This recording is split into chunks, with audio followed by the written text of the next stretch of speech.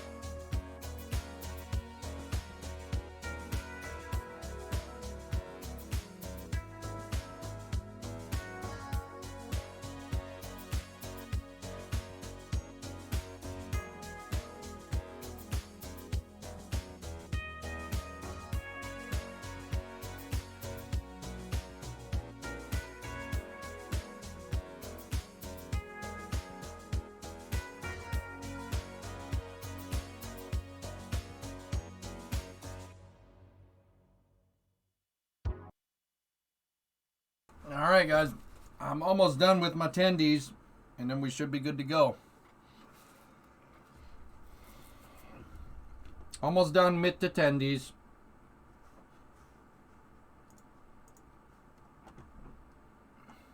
Here, I'll put on another song.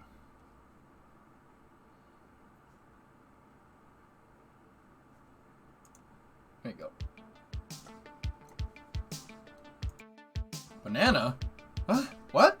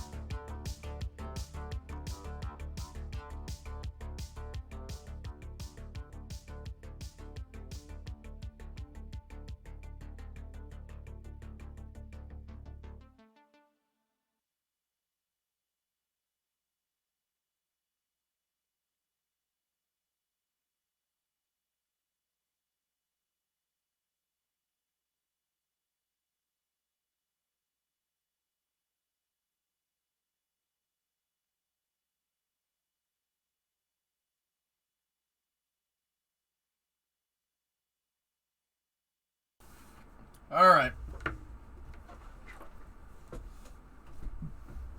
A lot of space news. A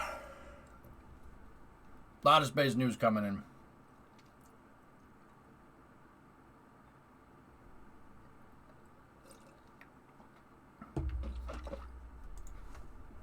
What would be an entry-level job? I don't know, but software is huge with aerospace, man.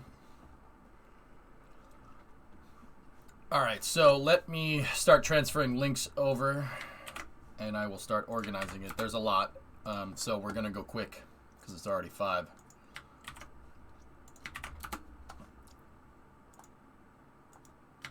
All right, we got a couple of videos here and there.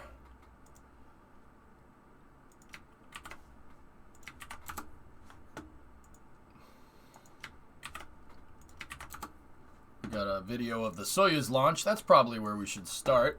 There was a Soyuz launch last night. I tried to wake up for it, but nope. And then we also have a Rocket Lab launch happening very soon, which is good. Got some updates here and there from Rocket Lab on that. And then we got some Starship stuff. Starship actually static fired this morning. We'll talk more about that in a moment.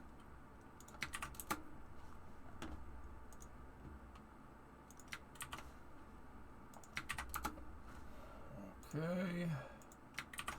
There's some stuff that interesting bits about the Soyuz swap. And then we have a Starlink launch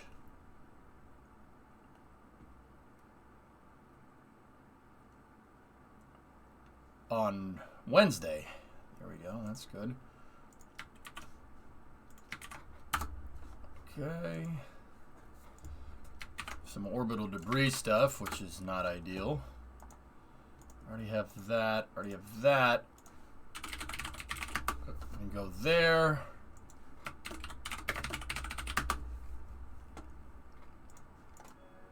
We'll watch that Lego shuttle video again. But I'll wait until more people trickle in before we do that. Here. Okay. Let's do this. Let me just change the directory here to just chatting. Put a time mark in the VOD. Switch it back to S&T. All right. Discovery, go and throttle up. Hey, Yankaroni, 10-month resub. Thanks, man. All right. So, we'll begin with the CAS 500 launch, which was a Soyuz launch out of Baikonur. Early this morning for us. So here, this is coming from Sci News, who just kind of does a cut of all the footage here. This was 38 satellites from 18 countries here.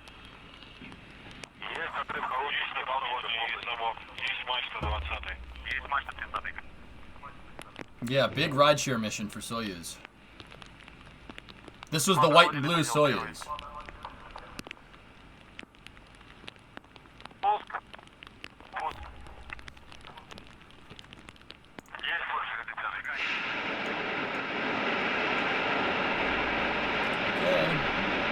That's right, man. Go. Now.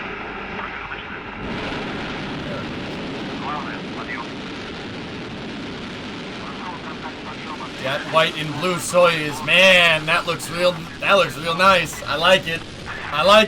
Oh, that thing looks sharp. Looks real sharp. And we're into the clouds. All rise for hard BS.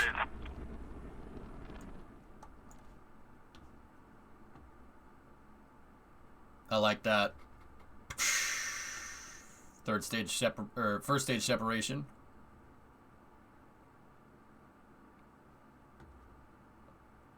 Racket normal. And then they did animations because it was a cloudy day. Not really good for a track. Fairing separation confirmed. Hot stage confirmed. Interstage separation confirmed. Look at all the satellites. It's like a Christmas tree of satellites up there. And then we got word from Glev Cosmos that the Soyuz deployed all satellites. So, connected to the Soyuz third stage was a frigate, a fourth stage, right there, and then a bunch of payload attachment fittings. So, and then on top is CIS 500, and then a bunch of other small satellites. Is that an AlphaTauri Soyuz? No. No, it's not an AlphaTauri at all. It's a Haas. Can't you tell by the colors? It's a Haas, dude. What's wrong with you? Oh, excuse me. Hasputin. It's Hasputin. That's what we call it now. Or Husky. Great footage there. Let's see. What other... There is other Russian news here. I gotta sort through it. There's a lot of links today. There's that. And then...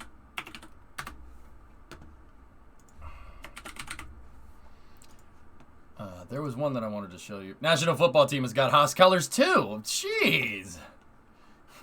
Well. Funny how that works, man.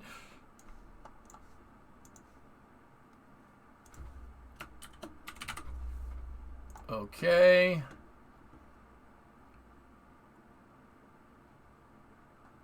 There's some really nice pictures here. Check this out. You go on Dimitri's Twitter here, Dmitry Rogozin, the guy that runs Russ Cosmos.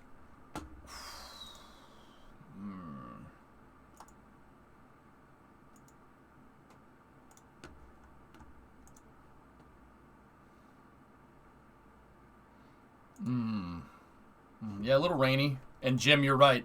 This weather would have scrubbed any other launch, man. Very nice. And then this is the other thing that I wanted to show you guys. It's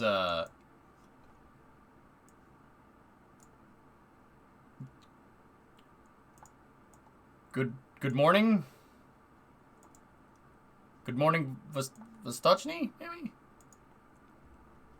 That's a lot of nozzles, yep.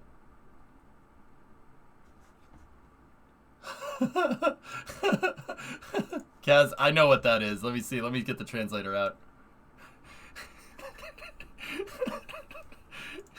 Dude, I swear, if they made their pit crew wear Adidas, that would make my day. Good morning, Vin. Alright, let's see what we got here. That's Vostochny. Oh.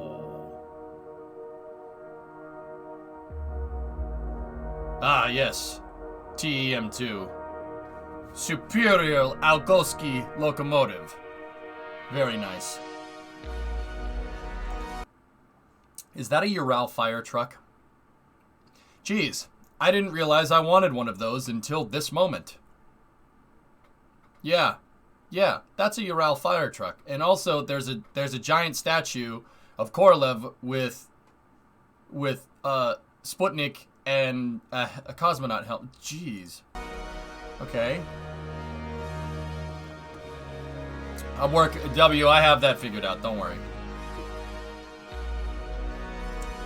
Can I have the Ural fire truck, please?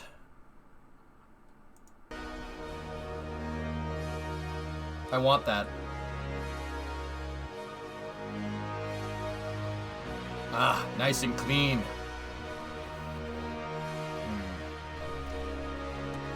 Well, this footage doesn't suck. Ooh.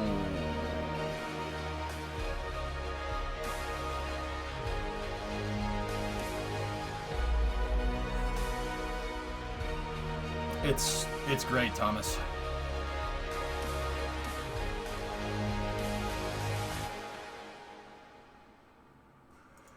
This is the OneWeb mission. So one Soyuz goes off at another launch site on the other side of the world, quite literally, or at least a quarter of the way around the world from where the white and blue one launched.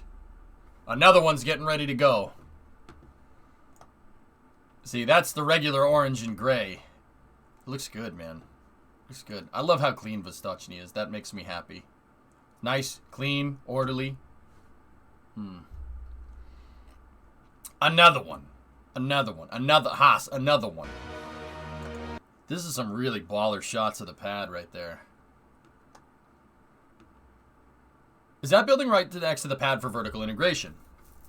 This one? That's a mobile service tower? Yeah, basically. It's more of a service structure than anything. So, okay, a little bit of a difference here between the Vostochny pad. Vostochny is a much newer Soyuz pad. The older Soyuz pads have twin rotating service structures. So, if we back it out a little bit, Vostochny is a new one.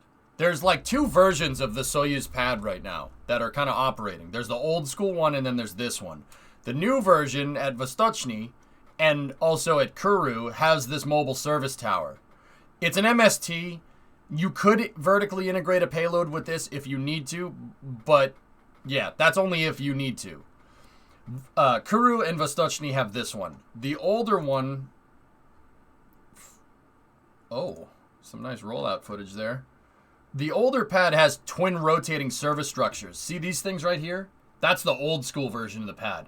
It basically does the same exact thing as those ones, only, yeah, this is a little bit more complicated. The rolling tower is a lot easier.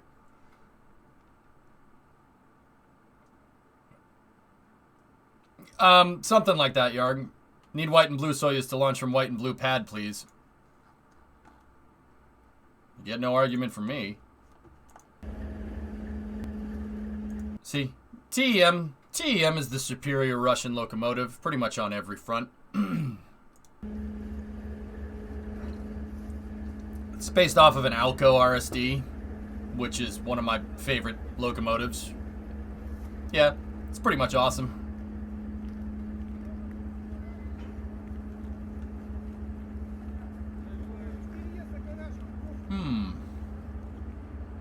Vernier engines. So once again, just in case anybody doesn't know, this is one engine. See the 6 nozzles right here on the booster? One engine. It's an RD-107. The engines don't gimbal. These are fixed. They move with this. So on the 4 boosters, right, each one of them can swivel the nozzles left to right, like this, and that's your yaw, pitch, and roll control for Soyuz when it takes off. And then when those separate, the RD-108 in the center is exactly the same as the 107, except it has 4. It has 4 Vernier engines. This one and this one, top left, bottom right, swivel this way, and then bottom left, top right, swivel that way. And that's enough for X and Y, so it can pitch yaw and then also roll if it needs to. Locomotive curtain. What the hell you need the curtain for? Was he sleeping in there? Yeah, Lorenz, Soyuz is old school. There was an American rocket. The older versions of Atlas had a Vernier engine that worked like this. At the time, they thought it would be easier to just have the rocket engine fixed. And then they came up with gimbals.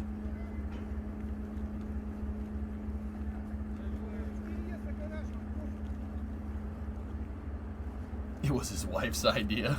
Look at that. Look at how clean everything is. It's very nice. The Vernier engines are always on, Sparky. Yep. The Russians split. They have a power pack and they split it over a bunch of different nozzles. That's actually that's a smart idea. The reason why it's a smart idea is because you can make the nozzles, right? You know how Soyuz has 4 nozzles. They're easier to manufacture those tiny boy nozzles, right? Rather than make a big nozzle. Rocket engines, the bigger you make them, the harder they are to produce, right? The difficulty goes up exponentially. So if you make a bunch of small nozzles and have that feeding a power pack, it's easier to manufacture it. And it improves combustion stability too. What I'm trying to tell you is that Soyuz eats its Wheaties. Yeah, this footage is pretty freaking cool, man. Discovery, go pretty freaking cool. Dimitri's saying happy birthday to one of his buddies. Oh, jeez. Oy. Do the Vernier nozzles gimbal? They're hinged. They're on a hinge. They can only move in one direction. Like that. Back and forth. You can see them on right there. See? That's a little Vernier nozzle. Bum bum bum bum bum bum bum bum bum bum bum bum bum bum. Is there a reason Roscosmos doesn't attempt booster recovery via parachutes? Hey, Hawk, 21-month resub. Well, Jim, the situation over there is a little interesting, right? The reason why it's interesting is because for the longest time, Up until now, Roscosmos has had no need to innovate. Really, they really haven't. Up until maybe a couple of years ago, right? When SpaceX started eating into their profits for crew launches and for satellite launches, right? Think about it for a second. Soyuz was, from 2011 to basically 2018, Soyuz was uncontested. The uncontested champion, right? Because, especially for launching people into space, it's so inexpensive and it's so simple, right? I think Soyuz launches are like 30 to 40 mil a launch. It's nothing. Like, seriously, nothing. That's really inexpensive for what you're getting. It's still a good deal, even to this day. Soyuz is not the best rocket in terms of capability. Like, Falcon 9 has more capability with it, but only Falcon 9, when you were using a booster, can equal a Soyuz in expendable mode, which is insane to me. Russian engines have always had a problem with combustion stability, hence the smaller nozzles, but make up for it in their combustion efficiency, like the oxygen-rich cycle. Pretty cool to see the difference in comparison to American engines. I agree.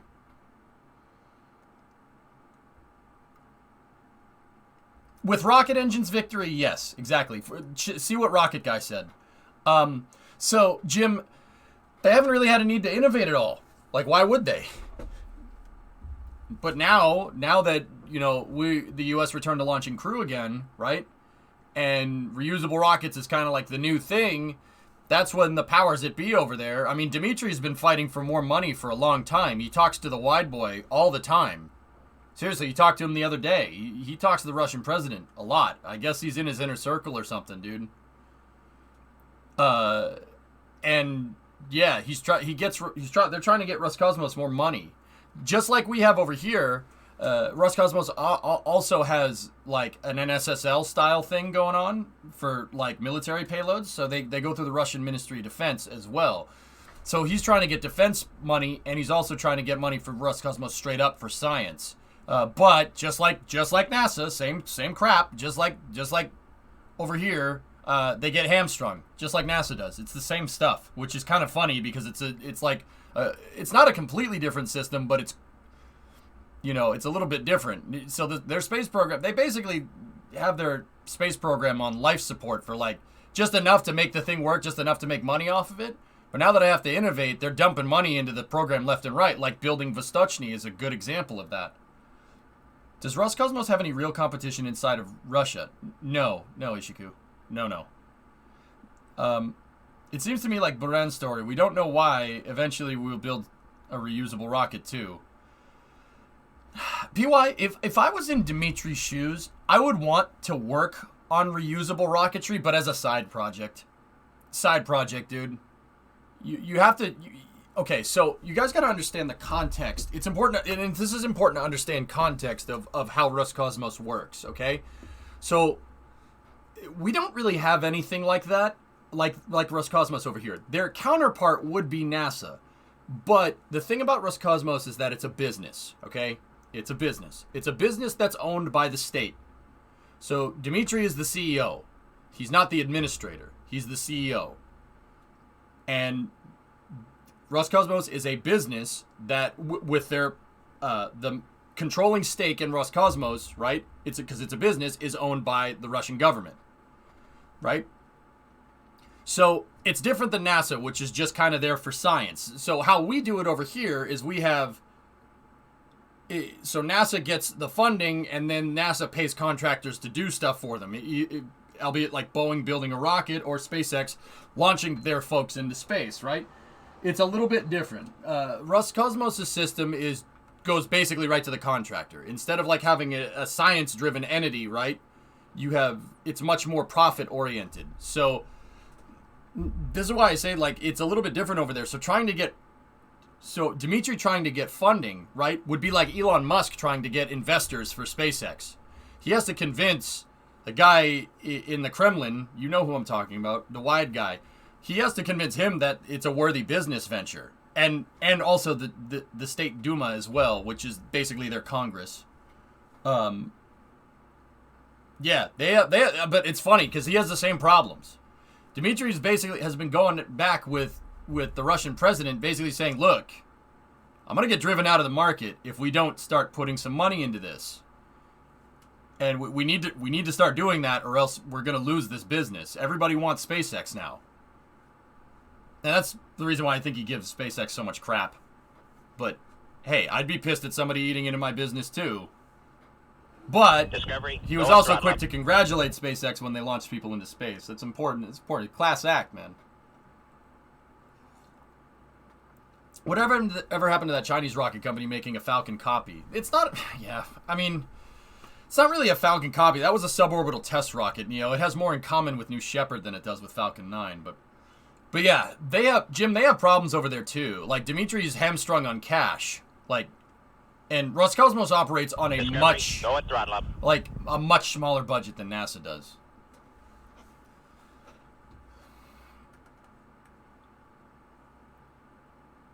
Yeah, RKK Energia and Krunichev are all state-owned by Roscosmos. Yes, they nationalized the space industry. The Russian space industry was privatized in the 90s. So, like, it was like SpaceX. And then they started having problems. Started having problems with Photon. They started having problems, you know, with Fregat upper stages and Briz M upper stages. And then, basically, the powers that be, because Russia wants assured access to space, just like the Air Force, they nationalized it in 2018 and put Dmitry Rogozin as the head. Dmitry Rogozin's he's a Russian politician, but I have the feeling that I get the vibe from him that he's personally invested in the space program, because he said this on Twitter before. He said his dad worked on the Buran program. So I think he likes space, you know, just like Jim. Jim was a politician too, right? Not anymore. He's a recovering politician. That's what he says. And he likes space a lot because he was a Navy fighter pilot, you know?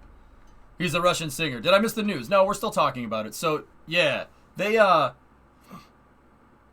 what's going to change for Roscosmos with a reusable rocket? PY, that's what I'm kind of... I don't know. You can bring the price down, but once again, like, that makes no sense. It makes more sense to keep upgrading Soyuz. Like, and I don't know if that... Maybe that means, like, putting parachutes on the first stage boosters or something. I don't know. I'm interested in space because of you, EJ. Not even lying. Oh, Chris, I appreciate it. Thank you for the 7-month resub, too. I saw it when I was on break. Side question. Who is the new administrator from NASA? For NASA, there's been an administrator nominated, but hasn't been confirmed yet. So, the president elects the NASA administrator and says, hey, you know, I want this person as NASA administrator, and then the U.S. Senate, so the higher house in Congress, in the legislative branch, has to confirm them. They have to go through a confirmation. Bill Nelson has been elected as NASA administrator, but he hasn't been confirmed yet.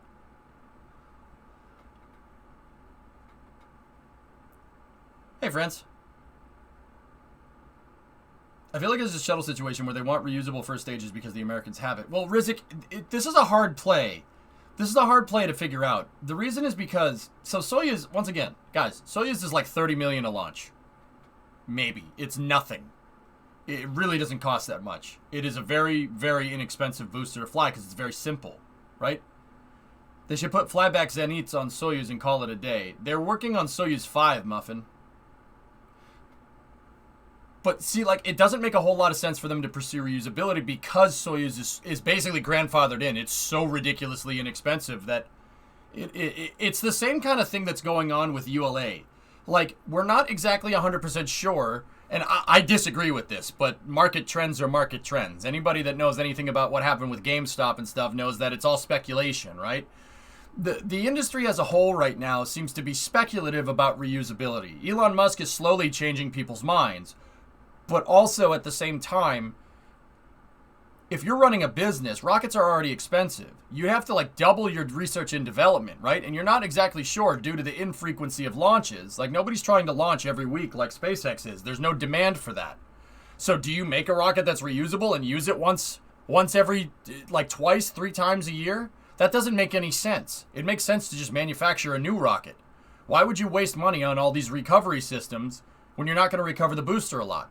It's like if I bought a Humvee as a daily driver.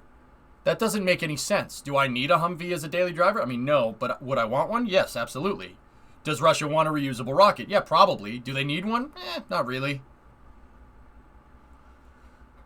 You know, is it a good choice or a bad choice for NASA? It seems more net good than bad, Alex, but we gotta wait.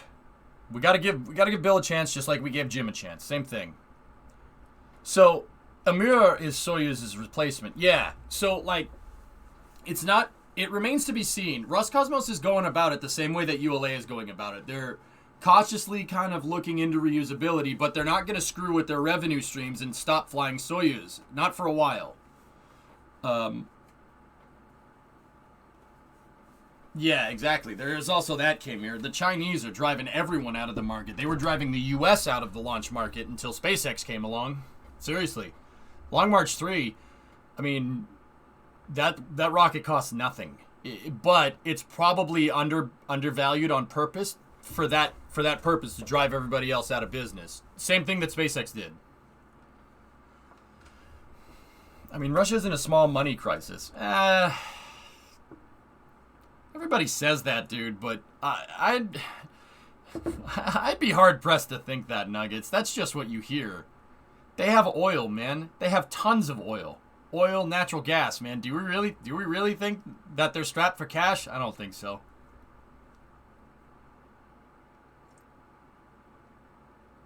Interesting, Kem. Nuggets is right. Well, yeah, everyone's saying no, you can't sell the damn oil, but yeah, it's kind of that's for a much more complicated reason.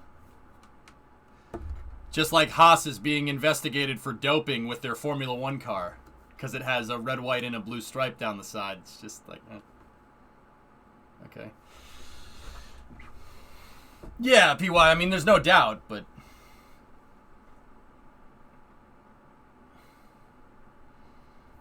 reusability is important because there's a limit on how much you can cut your wages. Yeah, Kamir, exactly. Like, it's a tipping scale. Like, at one point, like, how many times do you have to fly a year for the reusability to make sense? Hey, Hypersonic. Not to go full relate, but money is short. That sucks, man.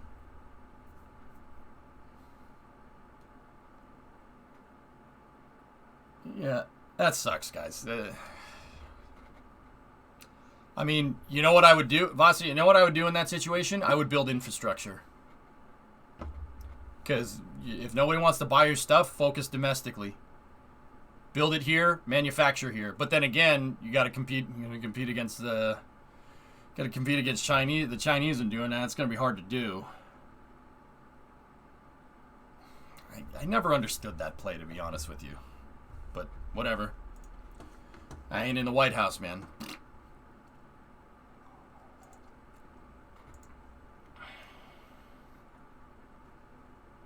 Did an Equinox spring dance? What, the wings flap, Lumprod? Nice. Who started this topic? I was watching without sound. Well, Vasia, somebody asked me a question about how the Roscosmos, like, how Roscosmos works in terms of funding. Jim did, so. Bring SpaceX to Russia? Farfuji, they would never allow that. They would never. They'd be like, hell no, get the hell away from here. So, yeah, Vasi, I was trying to explain that it's a business, but the biggest, it's like SpaceX, but the biggest investor is the government and the Ministry of Defense. So it's the MOD and is the right way to say it is that the Duma funds it as well? Duma is like the Congress, if I'm reading right. I've been reading about this stuff lately. Just interesting.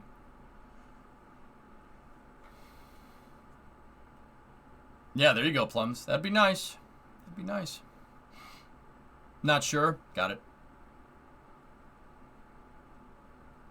But who's buying? Yeah, that's right, Geeson. Yeah, they did.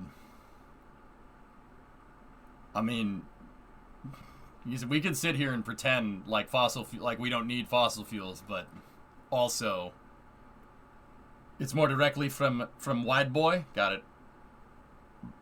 There you go, Wideland. Right on. Yeah, Kim, because, yeah, Dimitri talks right to him, dude. He has, like, a line directly to the top. Like, Vasi and I were talking about this at the end of the stream on Saturday. Like, yo, that guy's, like, Dimitri's really hooked up. Like, real hooked up. I don't know if that translates very well. Hooked up means you know people. You know what I mean? Like, you know people.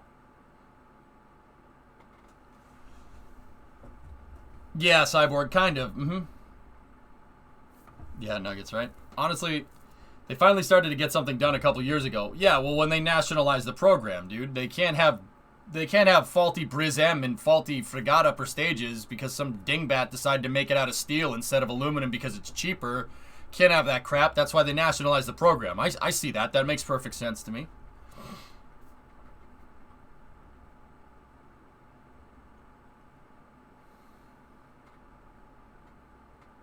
Anyway.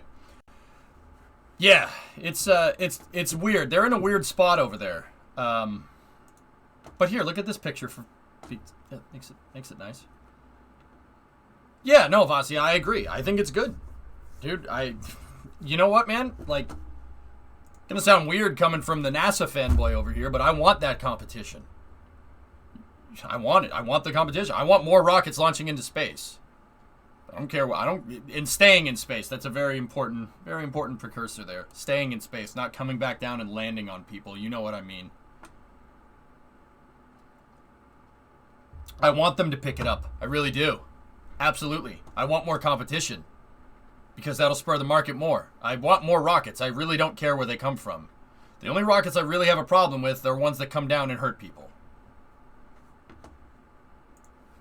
If we have time, we got a cool article about Frigate upper stages. I have a ton of space news links to pop through, but if we have time, we'll read about it. Ooh. Ooh. Ooh. I'm going to look at the pictures. I'm not going to lie. I think chat would like the pictures as well.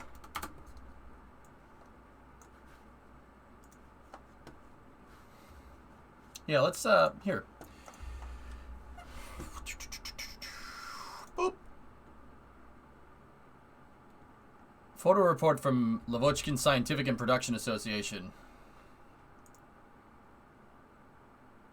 Yes. Oh. Hello. Eye candy. Eye candy. Eye candy. Dude, see? Look. The Frigate is just a bunch of spherical tanks all just kind of put together. That's the stage right there. That's the chassis for the stage. Spaceballs. President Scroob, salute.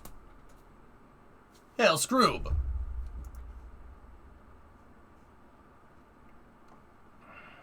Ooh.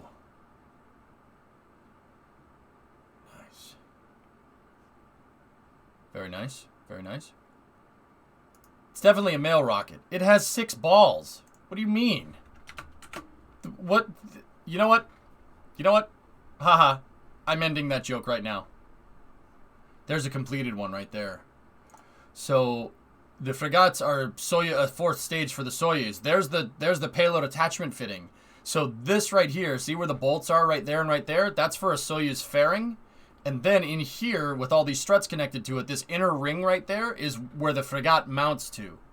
That's the payload attachment fitting, or the stage attachment fitting in the case of frigate, which is cool. Hey, they got some Soyuz fairings chilling up there. There's another PAF. Not finished yet. Dude, these pictures are money, dude.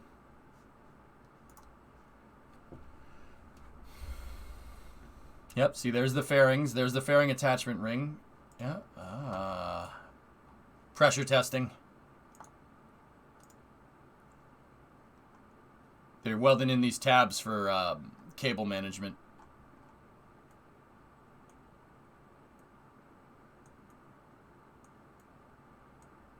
Anybody know what these green things are? I'm interested.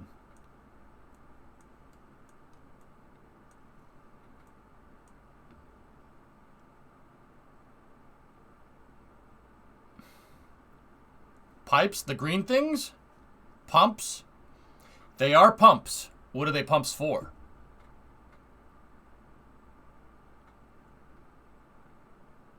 It's not pneumatics. They're hydraulic. They are hydraulic pumps. They're pumps for the balls. It's for the engine. So the frigate is kind of a ring shape. The engine is right in the center. That's for the gimbal, guys. It's the gimbal. The engine is right here. It's right in the center. It's the gimbal. It's freaking cool, man.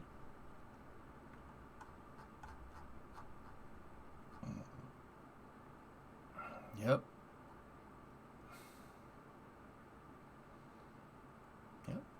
It's pressure fed. This is a pressure fed hypergolic system. There's the inside of a Soyuz fairing. Wow. Okay. Yeah. Look at the latch system. Just a bunch of push rods. So simple, dude. The latching system is just a bunch of push rods. That dude, I can't believe how simple that is. And then they should, hey guy. That guy's like, yep, I'm in a fairing. I want to go home. He has the I want to go home face on. And then there should be a pneumatic actuation up there at the top somewhere. Yeah, see, there's the line for it, I think. Yep. Fairings just have RCS. That's how most fairings separate. It's very simple. They're just two RCS that are facing each other. And guy's kind of over it. Why are Soyuz fairings so ugly? Because they're simple. The fairings are aluminum, guys. It's not carbon composite. It's simple. It's just aluminum sheets riveted together. It's about as simple as you can get. This is what I mean about Soyuz with its operating cost. It literally costs nothing.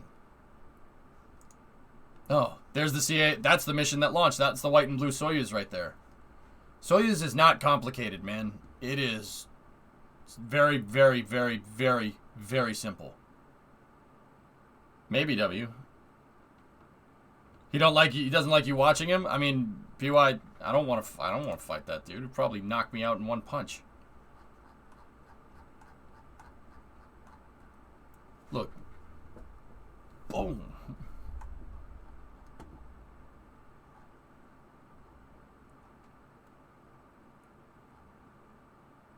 I mean, I'd feel like a pretty big Chad if I worked on fairings for a rocket. That'd be pretty cool.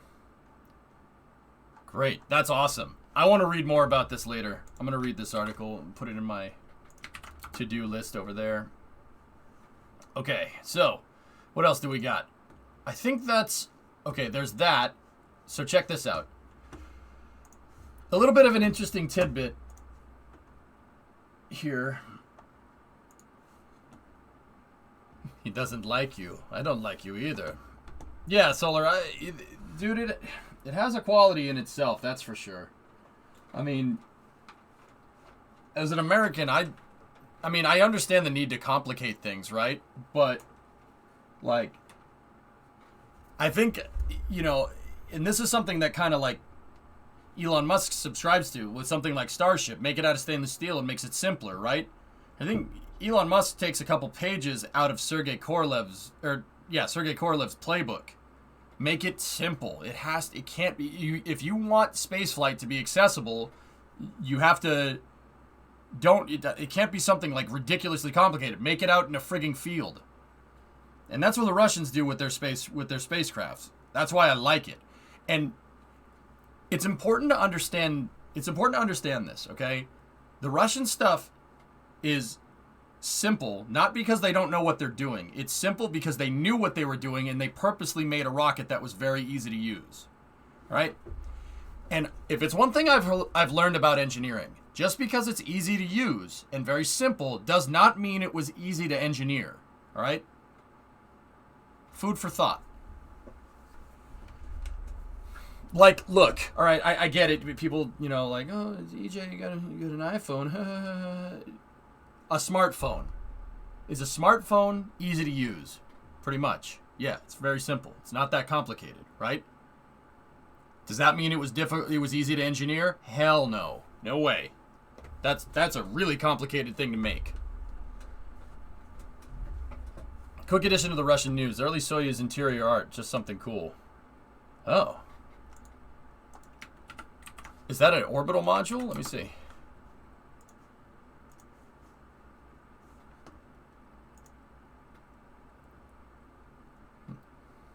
I like it. Got the freaking toilet right there. Got a nice little kitchen. But See, that's what I mean. You know, I know I seem to like, I talk a lot of very positive about the Russian space program, but, you know, and I'm not just jerking their chain because they're here. Like, I like simple engineering like that. That's really, really, it's not easy to engineer something like that. You know, and like the general consensus is, oh, it's Russian, it's simple, it's a piece of junk. Well, that's not true. That's not true at all. The Russian stuff is it's not simple because they don't know what they're doing. It's simple because they know what they're doing. You know what I mean? Does that make sense? Yeah, GrabShark. Best part is no part. It has a reliability all its own because it's not complicated. It doesn't need to be complicated. You know, your car does not need a freaking computer in it. I mean, we do that nowadays. Everybody puts a damn ECU in the car, but it doesn't need it. We operated cars without computers for like 70, 80 years. Florida, what's that video? He's trying to get me to see it. Very interesting video. And especially when it takes the new space race, China versus Russia. Huh. I'll have to check that out. Got it. Like, and you know what? Like with a car, I suppose you can make it more complicated if you want to. But with something like a rocket, the concept of a car driving around is not that complicated. The concept of a rocket flying into space is very complicated.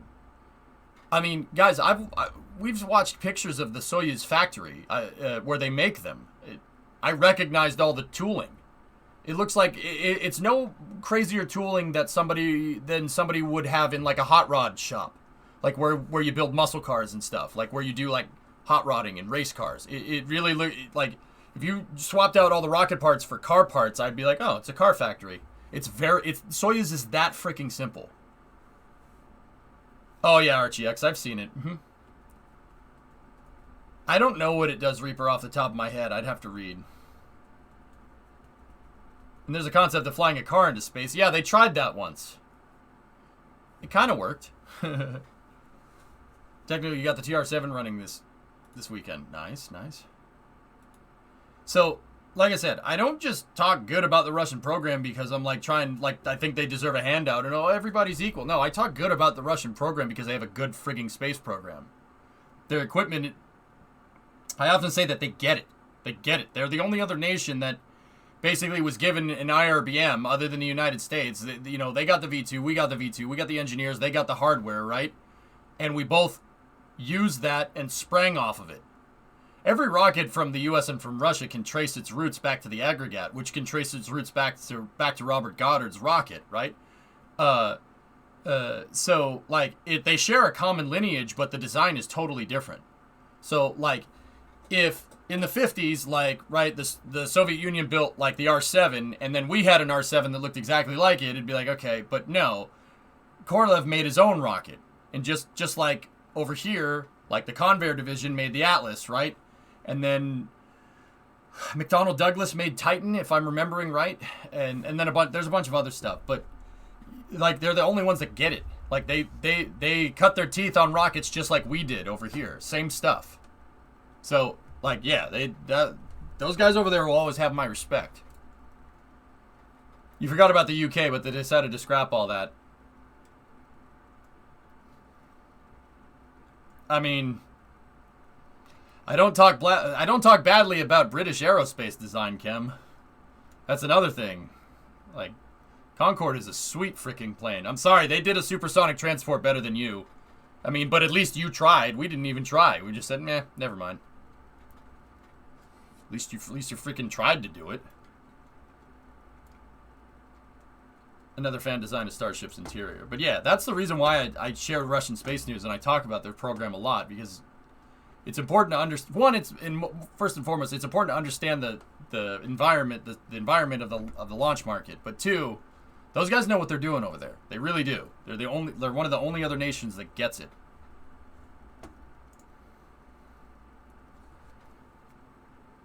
The roads and marine zones are closed for the Electron launch. Cool. They did better, but it's a shame they canceled the Black Arrow program. Shifting priorities, dude. But, I mean, either way, I'll always argue for more rockets. I really don't care where they come from. But, I mean, yeah, it's just interesting. Here's another interesting fact. Check this out. So the other day, this is coming from Katya Pavlichenko. So the other day, the Russians moved Soyuz MS-17 off of Rassvet and docked it over here. They docked it over here to Poisk.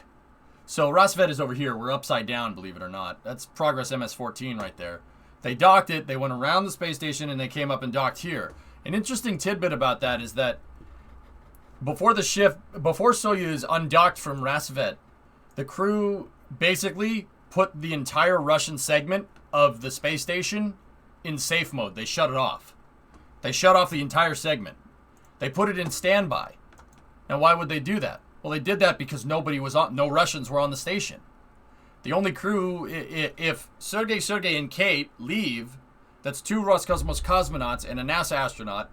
If they leave, there's no Russians on the station. I don't think I need to tell you why, if they had the Russian segment on and something went, God forbid, something went wrong, right? What would Crew 1? What would Vic and Mike go over there and try to fix something? Hell, that's not a good idea. We know that there's a language barrier between Russian and English. Like, there's definitely a language barrier there. That's not a good idea. Let's not do that. And that's why, kind of under, like, the agreement of the ISS, there always has to be a Russian and an American up there at all times. Because there's 2 primary mission controls that are communicating with the ISS. There's the Russian mission control in Korolev, Russia, which is just outside of Moscow.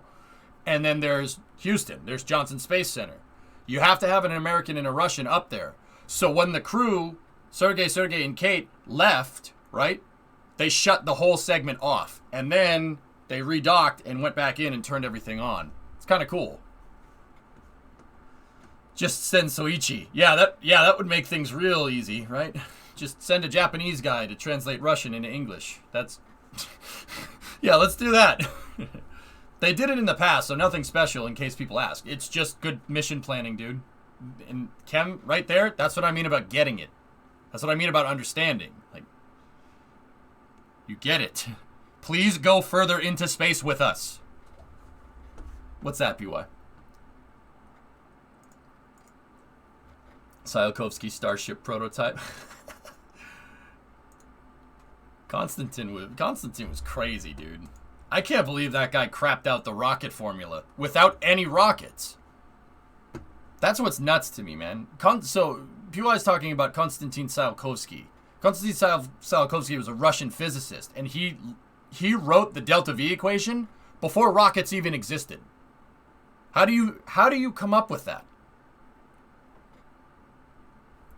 The delta V equation, right? So delta V equals specific impulse times gravitational constant times, natural log initial mass over final. The delta V formula, the formula for calculating how far a rocket goes into space, so that's called the Tsiolkovsky equation. He came up with it before rockets even started flying into space by about 50 years, which is all right. Okay. How is that possible? Yep. And what's even cooler is that Goddard came up with the same formula without knowing of Tsiolkovsky's work. Goddard, from Massachusetts, man. Invented the first liquid fuel rocket engine. Yeah, Robert Goddard started to put together a rocket in the field in his backyard. In Worcester. True story. Worcester, yeah. Pride of Worcester, Mass there, guy. Yeah, interesting. Yeah, it's crazy, K-Mir, how we kind of pop into that stuff, and it's like, how did you figure this out before it existed? It's nuts, man. Yeah, it's Auburn, Mass. You're right, Jim. I like saying Worcester because people don't know where the hell Auburn, Mass is. In reality, it's not that far. That's actually not that far away from me or you. What's the lifespan of the ISS? Kind of depends. I'd say at the very, very most, Crafter, we're probably going to get about another 10 years out of it. At the very most. That's being very, very, very lenient on stuff. It really depends, dude. It really depends. I've been to the launch site. It's on a golf course. That's right. I have to ask you, have you assembled your own tiny rocket, like a backyard rocket? No. Model rockets, Blinga, don't really do anything for me. I don't know why. It's the weirdest thing. I should like them. And I'll go and watch like a model rocket launch, but I don't really feel the need to make one. I mean, Newton literally invented calculus because he knew math techniques to solve world... Because he needed new math techniques to solve world observations. Yeah, inventing math. Yeah. Okay. Can I also invent math, please? Like, hello? Alright, so since we're going around the world right now, I think that's all the Russian news here. And then, here, let's go over to Japan. Let's see what we got here. There's a video coming from JAXA. Guys, it's getting hot in here, so... flip the air conditioner on. Sorry for the whistling in the background.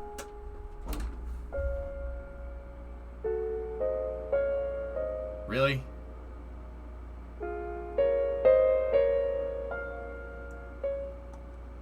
I hope dude, I might, yeah, I gotta not play that.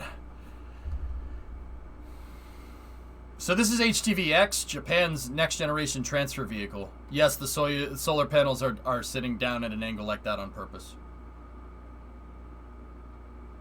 I don't know if it is, but I'm not taking the chance either.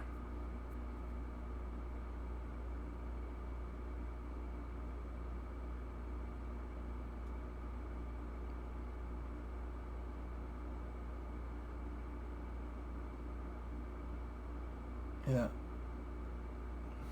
Okay.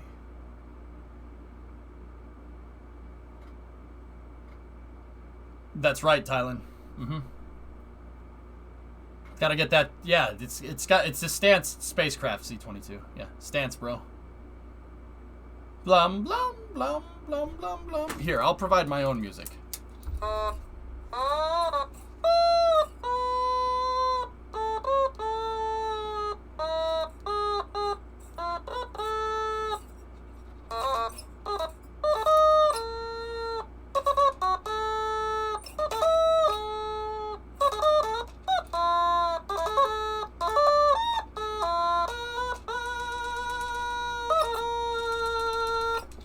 There you go. Is that better? Here. Discovery, go at throttle up. The final splashdown. Here, I can get it. Da-da-da-da.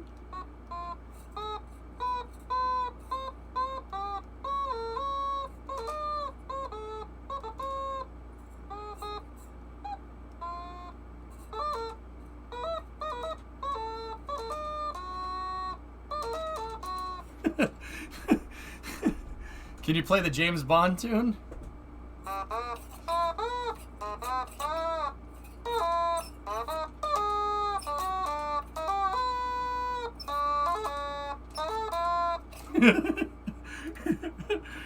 I'm useless without frets, dude. I'm sorry. It's so. This is a. It's dude. This is actually a hard instrument to play. The guitar is easier to play this than this thing is. AC 67-month resub. It's kind of quality content I wanted. Well, it is an automaton. Automaton no sama. Automaton no sama. Ah, sugoi. How much cargo is this compared to a Dragon or Cygnus? It's about the same. So this is Japan's next generation resupply vehicle called HTV-X. All right, HTV-X is a little bit of it. It's a really interesting design. Something that you don't see very much. So the pressure segment is actually in the bottom. This is where the pressurized cargo is that attaches to the space station. The service module is in the middle. Service module is in the middle. And then there's an open cargo pallet for satellites up at the top. So you have open payload, unpressurized, right? Service module, pressurized. It's a very interesting design. Is it better than Progress? It can carry more than Progress. A lot more, actually. Yeah, that's cool. So Japan is working on HTV-X, and they're also working on HTV-3. Or not HTV-3, H3. H3 is the, no, not the YouTube channel. It's the name of their new rocket, their new Hydrolox rocket that they're making, which is pretty cool. It looks like a bumblebee.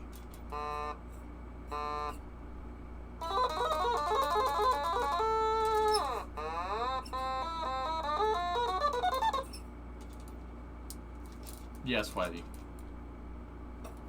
There you go.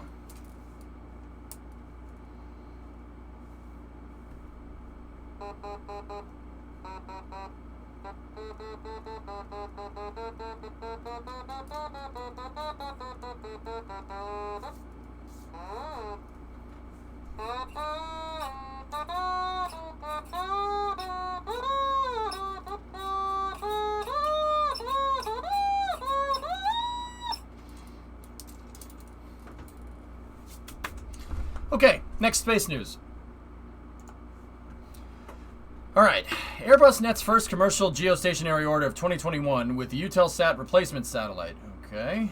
Eutelsat Communications has ordered a geostationary satellite called Eutelsat 36D from Airbus for launch in 2024. Cool. What rocket is it going to launch on?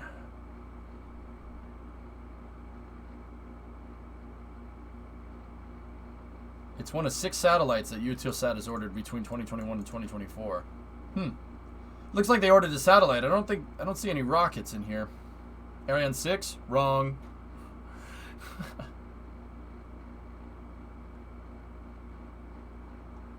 Cool. All right. Neat. I'm gonna have to read a little bit more into this. This is not something I'm too privy to be honest with you. Sat market is more Phil's domain. Phil in chat. Let's see. So what else do we got here? That article I'm saving for absolutely last. Let's see. Okay, NASA's Perseverance. So this is coming right from Perseverance. Away goes the debris shield, and here's our first look at Ingenuity, the helicopter. It is stowed sideways, folded and locked into place. So there's some reverse origami to do before I can set it down. First, though, I'll be off to the designated helipad a couple of days' drive from here. Yep, there's the plate. There's the helicopter right there. So there's the 2 sets of blades. So what they're going to do, the legs unlatch from right here, and the legs will fold down. So the legs will be like this, right? And then the whole mechanism hinges down, so the thing will go down vertically like this, and then the other legs on the other side will deploy, and then it'll drop it. It looks like it dropped an oil pan. It actually kind of does, doesn't it? That's the helicopter that's on Perseverance right there. This picture, just in case, like, you need some context, that picture was taken on another planet. Another planet. That's still ridiculous to think. You're a liar. No.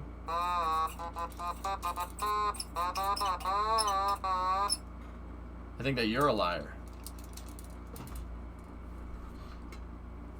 Rocket Lab starts in 12 minutes. Okie dokie. The walk didn't help. I didn't say take a walk. I said just go, keep up and moving, okay? But you took a walk. You exercised today. Feel good about yourself, please. Or I will sit here in automaton in your face.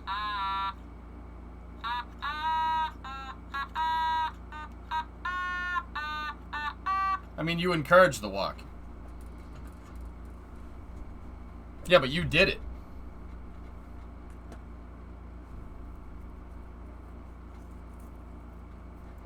It'll be cool when they send the sample retrieval. Check the pan to see how much dust it collected. Yep, yep.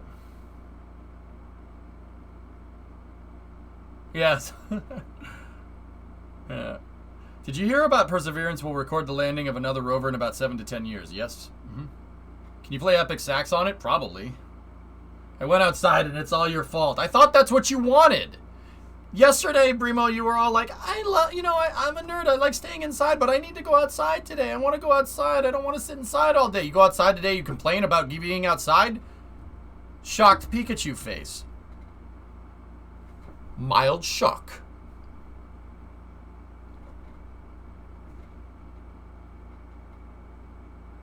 Can't even play the Soviet anthem.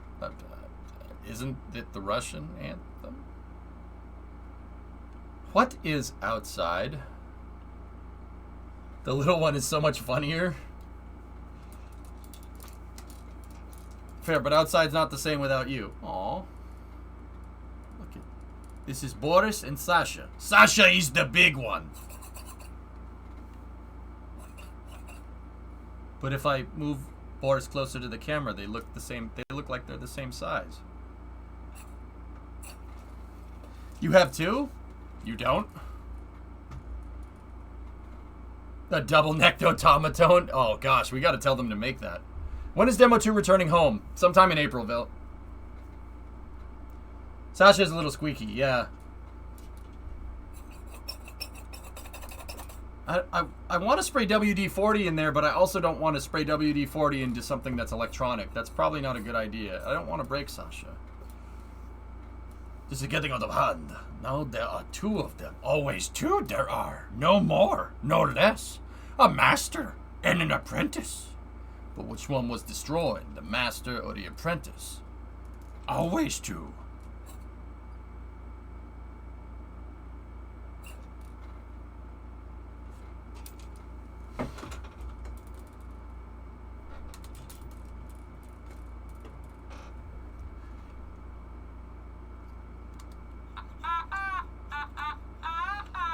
I will make it lethal.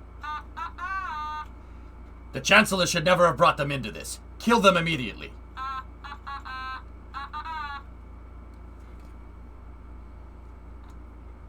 I'm not a Sith.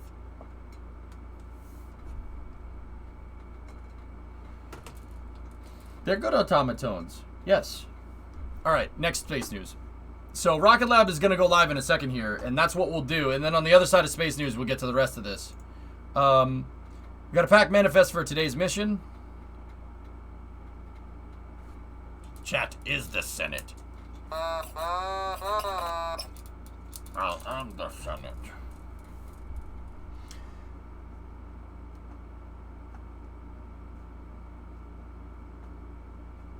Cool. When are they going to send something to Venus? I don't know. They'll do it sometime, but because it'd be rude not to. Not to get political, but Sith are better than Jedi. I mean, it's fake, Taylor. It doesn't matter. You can say the Empire did nothing wrong in here, and I understand that you're talking about a fictional event. Imagine thinking that someone saying the Empire did nothing wrong is somehow correlative to real-life politics. You think people would do that? That's some real smooth brain stuff, dude. That's some real, you need to go outside time. And I'm saying that as somebody that stays inside a lot, you know? Discovery, go at throttle up. The Roman Empire did nothing wrong? Oh my God, how could you? Spaceman 71-month resub. The Empire did do nothing wrong, though.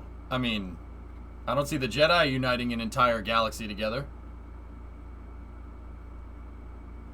What about Alderaan? Okay, mistakes were made. Mistakes were made. Discovery, go at I throttle mean, up. King, I will still say, not to go too off the wagon here, I will still say that the Death Star was a really stupid idea. You can project power, because I get it, the Death Star is about power projection. But unfortunately, on the battlefield, on the space battlefield, you know, it's like a mouse tank. It's cool, but it doesn't really do anything. It doesn't really do anything useful. You could have glassed Alderaan and had the same result, and there'd still be a planet there. You know what I mean? Like, you could have glassed it, and with Star Destroyers, and it would have been fine. Orbital bombardment with heavy turbo lasers is a strategy that the Empire employed. It was dumb trying to make something like that. That was really stupid. You should have massed more ISDs. Imagine all the Star Destroyers that you could have made instead of a Death Star. You could have made like an entire battalion of Star Destroyers.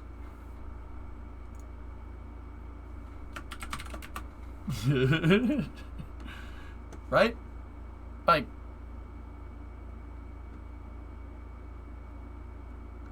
the Death Star wasn't practical, it was just cool, right?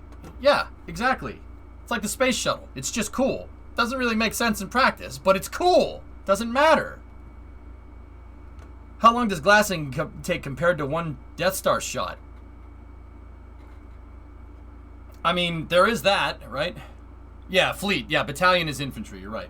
Well, Victory, it's not even a fleet, dude. You could make you could have doubled the size of the Imperial Navy. You could have literally doubled the size of it. I mean, okay, if we want to play the make big imposing ship game, make a couple more Superstar Destroyers instead of just one.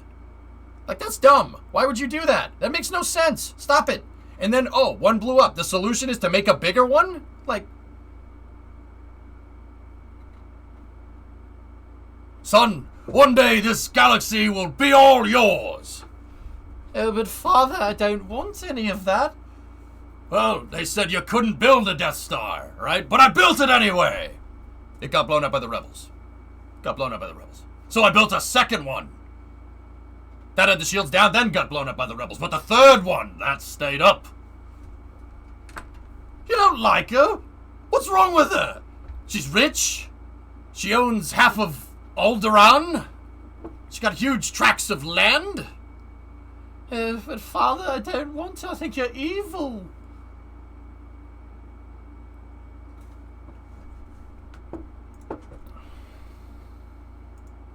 Stop speaking nonsense. The Emperor is not as forgiving as I am. Lord Vader, this is an unexpected pleasure. We're honored by your presence. You may dispense with the pleasantries, Commander. I'm here to put you back on schedule. So, was the Death Star a... Oh, man. The Death Star was a jobs program. Okay, too real. Nope, too real. Yep, nope, I just did the thing that I made fun of people for. Nope. Oh, God. Oh, God. Oh, no. Your Vader sounds like Arnold Schwarzenegger? Is that a problem? Is this why Space News takes 4 hours? It's 3, Austin, and yes. They didn't save 30 billion. Ooh, this doesn't help our argument, AC, does it? No, it's cool. Do it again. All right. There's Eric Starberger saying that the Death Star is a waste of time and we need more commercial contractors. Wait a minute. Would that be like authorizing private military contractors? I thought the Empire didn't do that. They wanted everything in-house. Remember that time where they hired a bunch of bounty hunters and that backfired? Oops.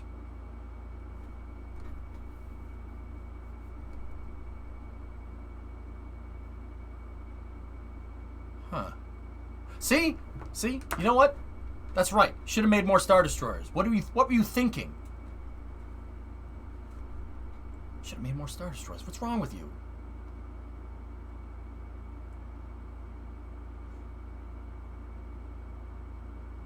I mean, they permit the corporate sector to exist. Yeah. Does that mean that Luke Skywalker is Elon? No. Maybe. Yes, Dino, it is. I like the idea of more Super Star Destroyers. Yeah. What about Star Battleships? Are those obsolete? Well, I mean, technically, Hellfish... Listen, Tranquility Base here. The Eagle has landed. Technically, Hellfish, Star Destroyers are aircraft carriers. Alright, ISDs are aircraft carriers. They carry entire squadrons of TIE fighters. It's an aircraft carrier. That's what it is. It's not a battleship. A blast boat, or like a blockade runner. Well, not really a blockade runner. That's a fast attack ship. Dodo, was that half of a shuttle? Oh, you dick. All right, the shuttle fund is complete. I have enough for 1.5 shuttles now. We're good. Jeez, man. Now, what they should have gotten is troops that could shoot straight. I mean, also that. The training was definitely subpar. But Tessa, anytime you have a new endeavor, I mean, they had to replace all the dang clones. And they had to... Okay, seriously. You're going to replace like a 1 billion strong army of clones with people in less than 10 years? That's a pretty good engineering feat. Or it's a pretty good logistics feat. Come on. It is. You have to admit that. That's pretty damn impressive. What about the other 1.5 shuttles? Oh, no. I was told there would be 5 shuttles. I'm not buying 5 shuttles, Yard. Jesus.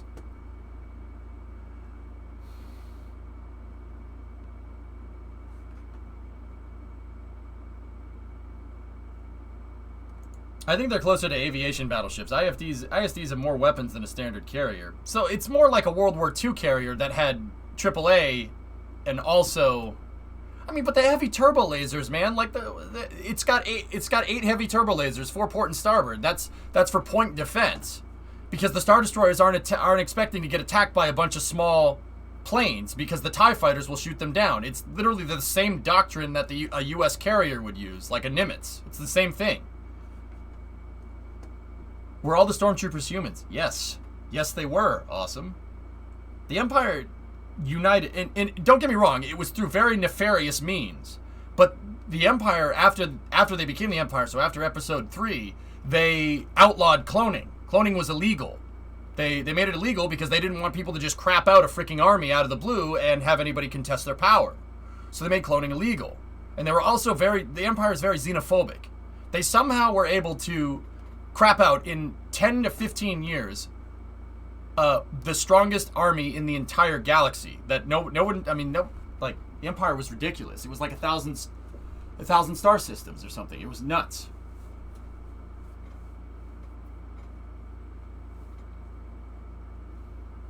I guess, Yarg. Classic Jobs program, giant overbuild. They have a bunch of extra functions added to it. Weren't a part of the canon, and it was always behind schedule, and they didn't finish the second one before they rolled it out. Stupid.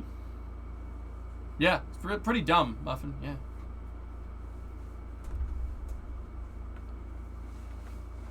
Yeah, that's right, Kamir. They're also, yeah, that's right. They're also a troop carrier. So it's interesting. Star Destroyers are like the hind of freaking spaceships. Anyway, we gotta get ready for Rocket Lab here in a second. Speaking of that.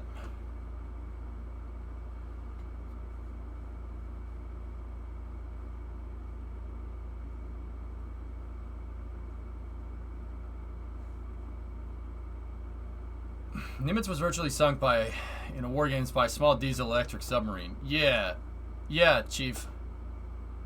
I mean, the Nimitz aren't there for offensive purposes. There's other things that are designed to take out submarines. It is, Zion. Speaking of Rocket Lab. Alright, let's jump in. I think their stream is going live here. So, for Space News today, I got a live rocket launch for you. And then we'll jet through the rest of the Space News real quick on the other side of the launch, and we will get going here. Actually, while Rocket Lab is getting ready, we'll pop through some of the quicker things here. Its escorts had no idea.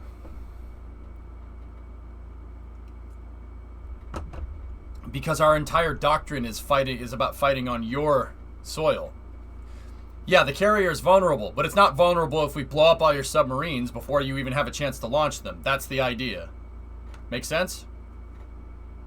Overnight, Sheila Bordelon departed for her debut fairing recovery mission. As previously reported, it doesn't sound like the ship is permanent, but let's wish Sheila luck on her first fairing recovery. Okay, that is a interim fairing recovery ship with a gigantic, awesome crane on it. Pretty cool. It's a dynamic positioning ship, too, which is pretty neat. It's bigger than Go Searcher and Go Navigator. How'd the substation go? Dave, I have some pretty good stuff in the works, but we decided to work backwards. So, from places that need power back to the power station. And I have some pretty cool stuff. I have some pretty good ideas for some things. It looks like a Lego ship. You know, it's funny you mentioned that, Finks, because these type of dynamic positioning ships can be used for a lot of things. It's basically a flatbed truck. It's a flatbed truck that floats. That's what it is. This deck right here, if you notice, it has a bunch of hold down points. It's entirely modular. You can do whatever you want with them. Like if you have a 170-foot DP1,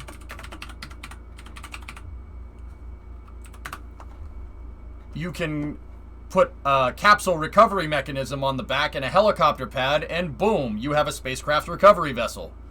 See what I'm talking about? It's basically the pickup truck for the sea. You see a lot of these things in the Gulf of Mexico. The reason why these are in the Gulf of Mexico is because they're used as oil rig tenders. These things can carry crude oil in them too. A lot of people don't know that. We know because when I built one in Stormworks, I was confused as to why the fuel tanks were so big. They're not fuel tanks. It has oil tanks in the center, and it can carry payload. So, like, if you have an oil rig that needs to bring oil ashore, and you're not a gigantic operation that can move a huge oil tanker around, you can use the tenders to do it. Yeah, Ghost Searcher was used. That ship was used to tend to an oil rig.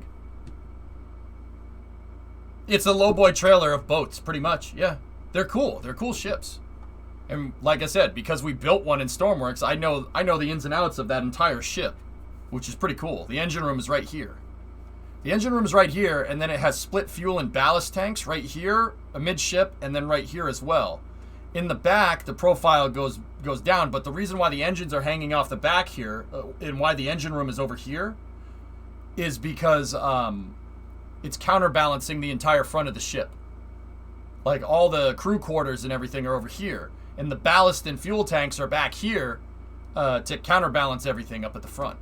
It's a ute for a ship. That's exactly. It's a ute in ship form. That's exactly what they are. The submarine was a Swedish Gotland class. Yeah, everybody says this.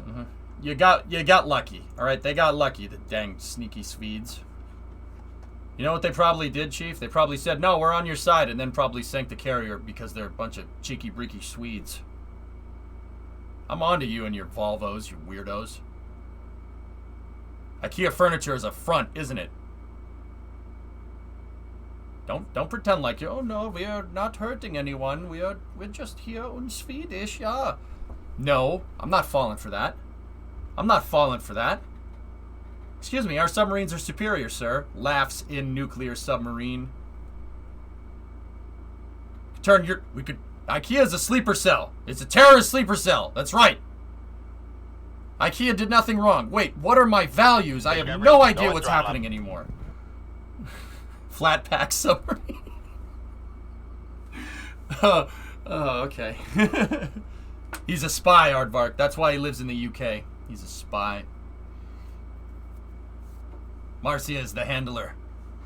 It's true. They move heavy mud. Oh, that's cool, Goalie. Right. That's neat.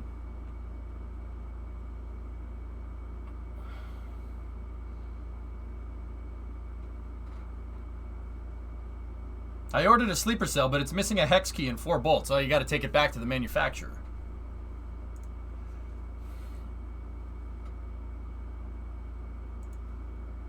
Nice, awesome. Cool. Some SN11 tiles got damaged. Oh, they fell off. See, they're testing the tiles in critical structural areas, man. That's why they're popping off during cryo tests. Interesting. Interesting. Okay, Rocket Lab's live, dudes. Let's do this.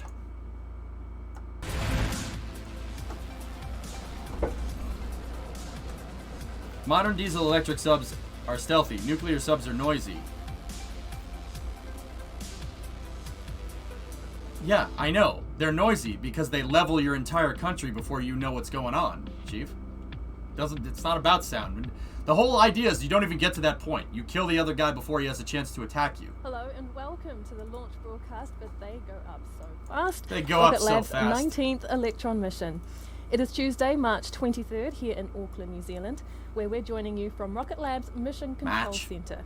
We're in the final minutes of the countdown to liftoff from Launch Complex 1, currently scheduled for 11:30 New Zealand time. My name is Muriel Baker and I'm the Senior Communications Advisor here at Rocket Lab. And I'm Scott Moeller. I'm the Propulsion Engineering Manager in the Propulsion Development Department for What the up, Scott? Electron's 3D printed Rutherford engines. What up, Muriel? And I am thrilled to be joining you for another Electron launch.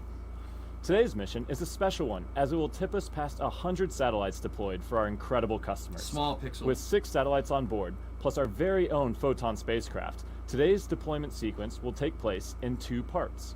First, Electron's Photon spacecraft will act as a kick stage to deploy 5 satellites to a 550-kilometer circular orbit.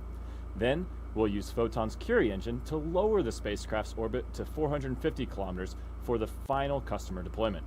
From there, Photon will remain on orbit to build flight heritage ahead of an exciting mission to the moon for NASA this year. But more on that later. We're proud to be welcoming some repeat customers onto Electron again for this mission, and we're also excited to work with some new ones. One of the repeat small-sat operators and the first payload manifested for this launch is Earth observation company Black Sky. Their Gen 2 spacecraft will become part of a constellation to deliver real-time global monitoring from space for public and private organizations. We've also got 3 Australian small satellite operators on board Electron today. The first is from Fleet Space in South Australia. Upside who down first jokes. flew on Electron in 2018 on our It's Business Time mission.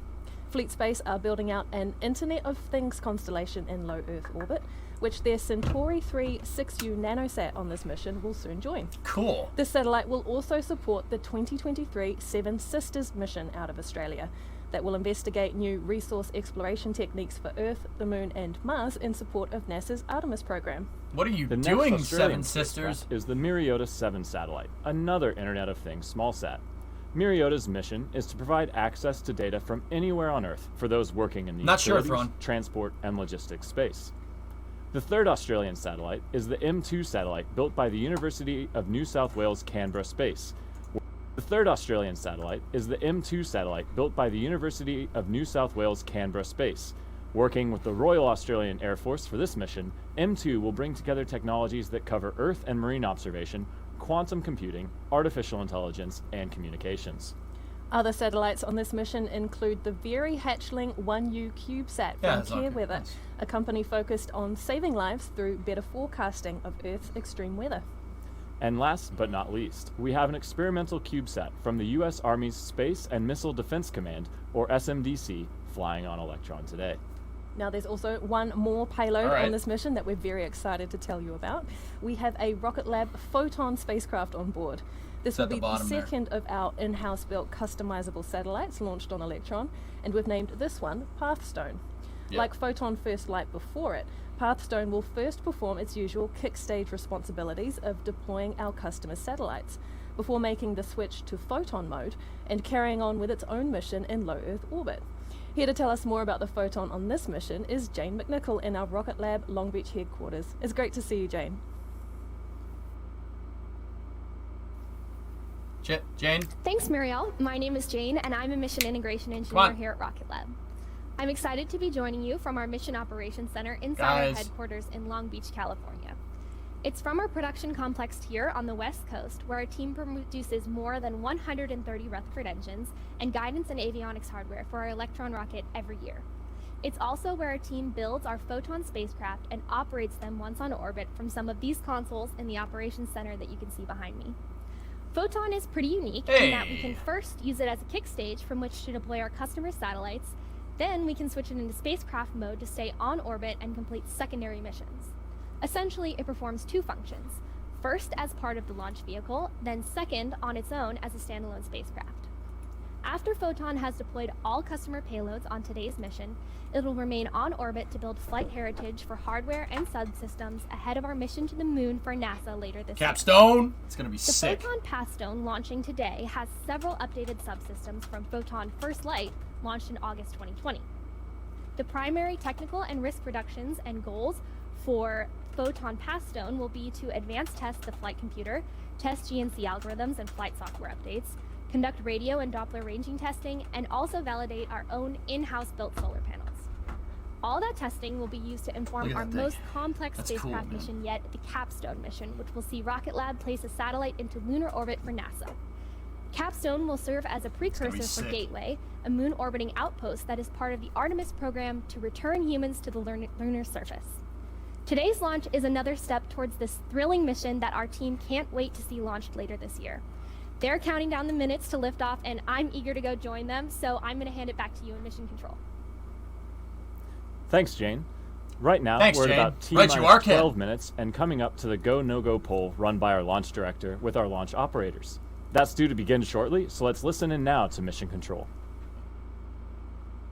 So, this is Mission Control. It's not a land center, I swear. That's Peter Beck. That's the guy that runs the company. He's in my Mission Control. If you look at the Mission Control, see, Peter Beck's over here. He's the guy that runs Rocket Lab. And he's sitting in the flight director spot in Mission Control. Well, he's not the flight director, these guys are, but he's there watching the telemetry. In all stations, LD on mission court at this time. We are proceeding with the go no go sequence number 43. Stage, there you go. Stages go. Avionics. Avionics is go. Avionics up. Avionics up is go. GNC. GNC is go. Beacon. Beacon is go. T1. T1 is go. GC. GC is go. PLS. Jesus. PLS is go. PLS is RSO. go. RSO is go. Net is go. MM. And then let's go. He doesn't have his hat, yeah, LD-SUP. because he ate it. LD-SUP is go. And exec. Exec is go. No, Station not yet, LD on Breezy. mission. Soon. The go-no-go sequence is now complete. We are currently T-minus 11 minutes, 17 seconds, and counting. I can confirm we're go for terminal count at T-minus 10 minutes. Jesus is green. Be advised from this time onwards, the 3-word hold procedure is in effect. 3-word hold procedure. If you see something that you don't like, you say hold, hold, hold. So if we hear There we that... go. That was the green light we needed to launch, and we Then are launch. go as we approach T-minus 10 minutes and 54 seconds until liftoff. Monica, it's a bunch Now, of different satellites. when it comes a to bunch of missions small ones, beyond Earth's kinda orbit, stacked there's on still top a of lot each to other. learn about how humanity will further explore our solar system. But there's one particular orbit near our moon that will be a great place to start. As Jane mentioned, Electron and Photon will launch to the moon for NASA later this year in support of the Artemis program. Photon will complete a series of orbit raises using its Hypercurie engine before deploying NASA's Capstone CubeSat toward its intended near rectilinear halo orbit, or NRHO, around the moon. There's a bit more about this exciting mission launching later this year. Uh-huh. Why? Can't somebody mix the sound correctly? Jesus! Rocket Lab is supporting NASA's mission to return humans to the moon. Ugh.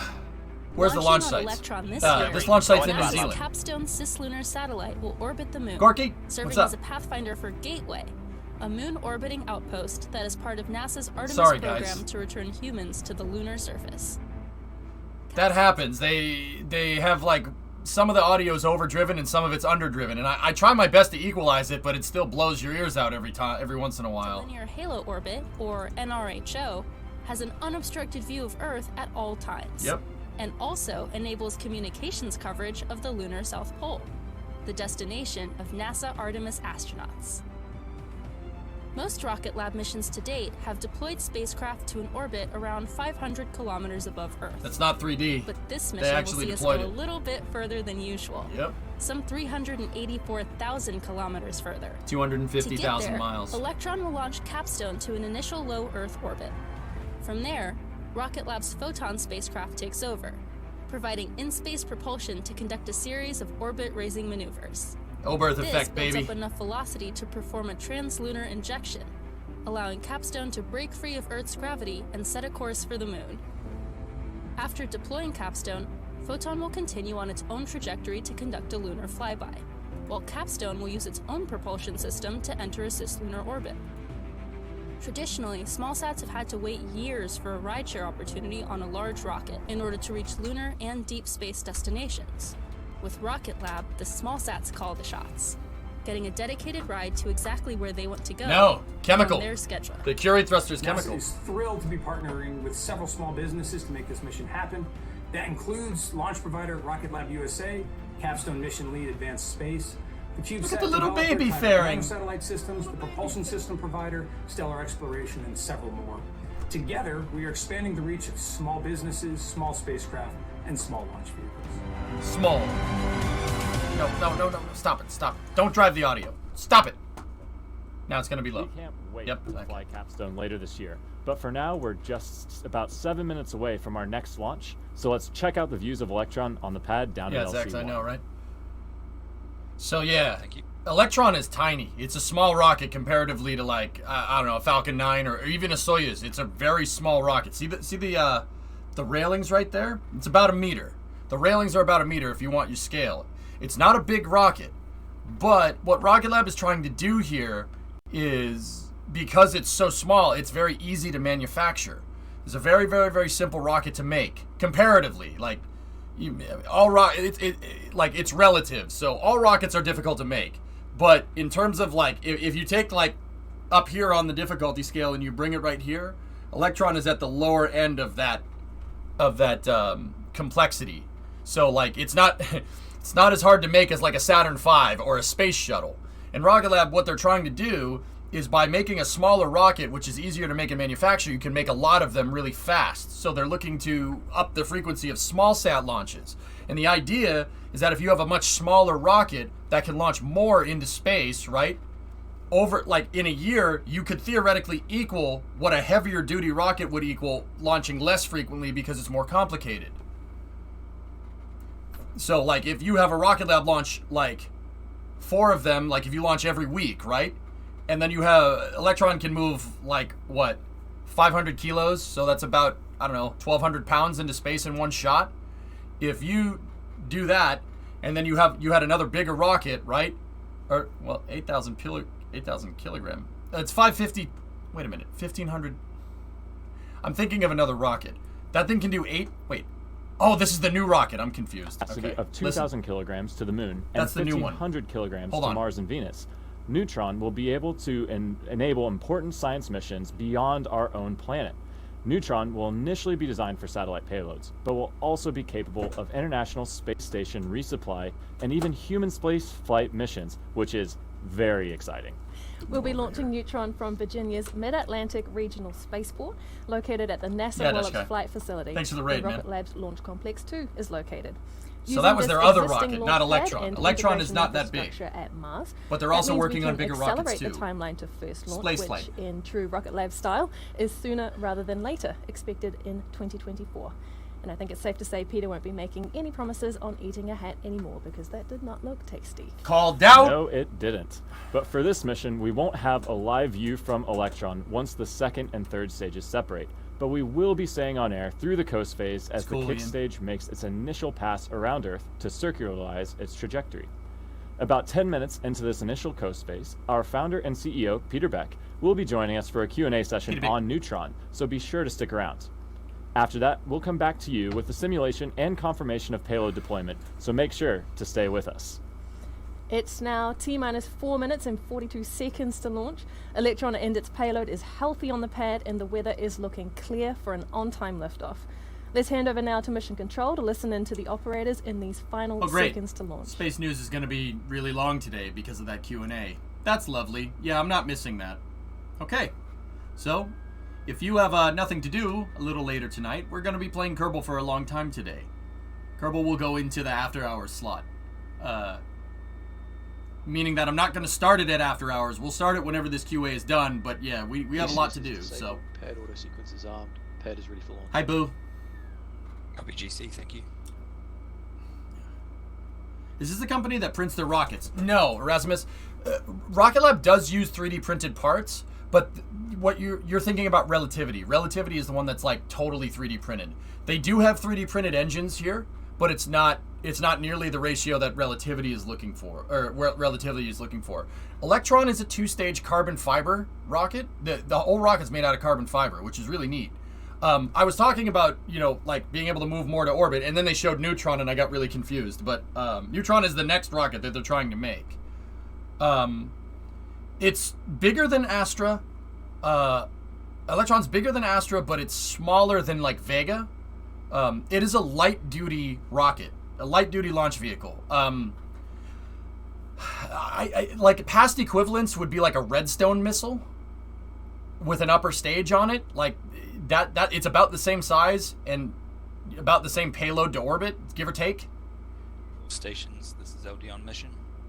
From now on, there should be no red flags on your quick LCCs. Yeah, it's 550 to sun synchronous, so 1,200 pounds. This thing doesn't move much. But once again, it's designed to fly a lot. Because it's small and easy to make, you can make a lot of them. They can mass produce these things. Start at T-minus 2 minutes. Virgin orbit is about double what Electron can do. Pegasus or Minotaur 1 is a good comparison. Yeah.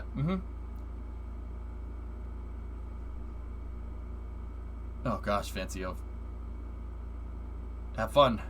Take off from Eve. Good luck with that. Astra's about 150 kilograms to sun synchronous. Yeah, okay, so if you're from the States and these kilograms things don't make sense to you, you want the pound conversion multiplied by 2. It's 2.2 if you want to be technical. So like 100 kilograms is 220 pounds. So just multiply it by 2 if you need the pounds to understand. Like me, I use metric more than I use imperial, but also my brain is American, so I need to back convert. But yeah, metric is easier. Let's not start that argument. We should use kilofeet, I agree. I don't know, Owens. Maybe.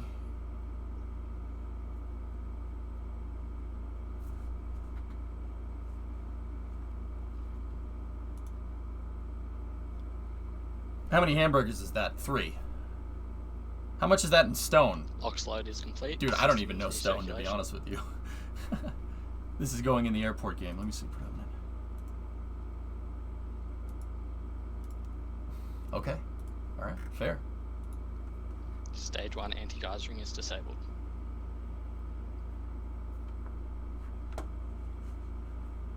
Alright. So, we're 60 seconds out here. Alright.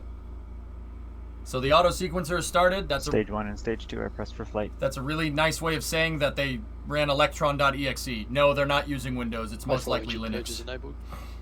Or Unix-based. Water deluge is activated. I don't care, Ridge. To be honest with you. I don't know if they're gonna... I don't think they're gonna do recovery this time around, Canadian. Okay, 20 seconds. So, this thing goes real quick off the pad. It has electric...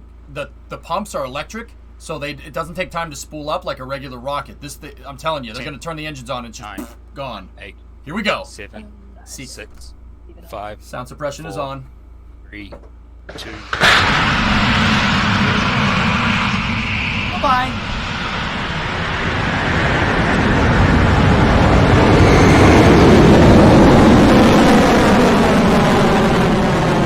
See ya. I told you.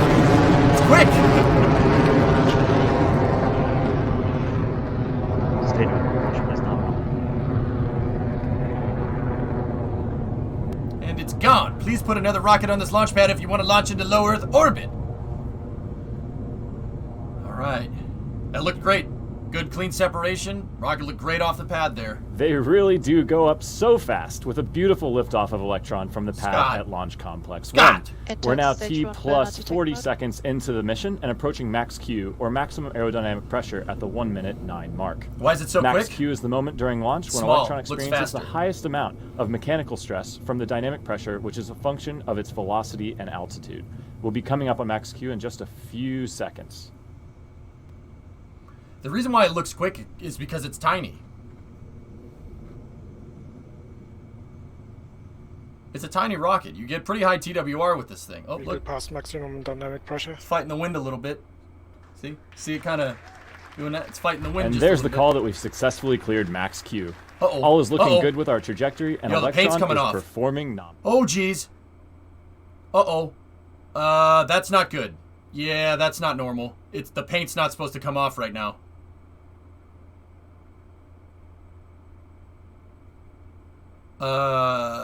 Stage 1 guidance is nominal. Okay. Flight controllers are still calling out nominal. AOS Chatham Station.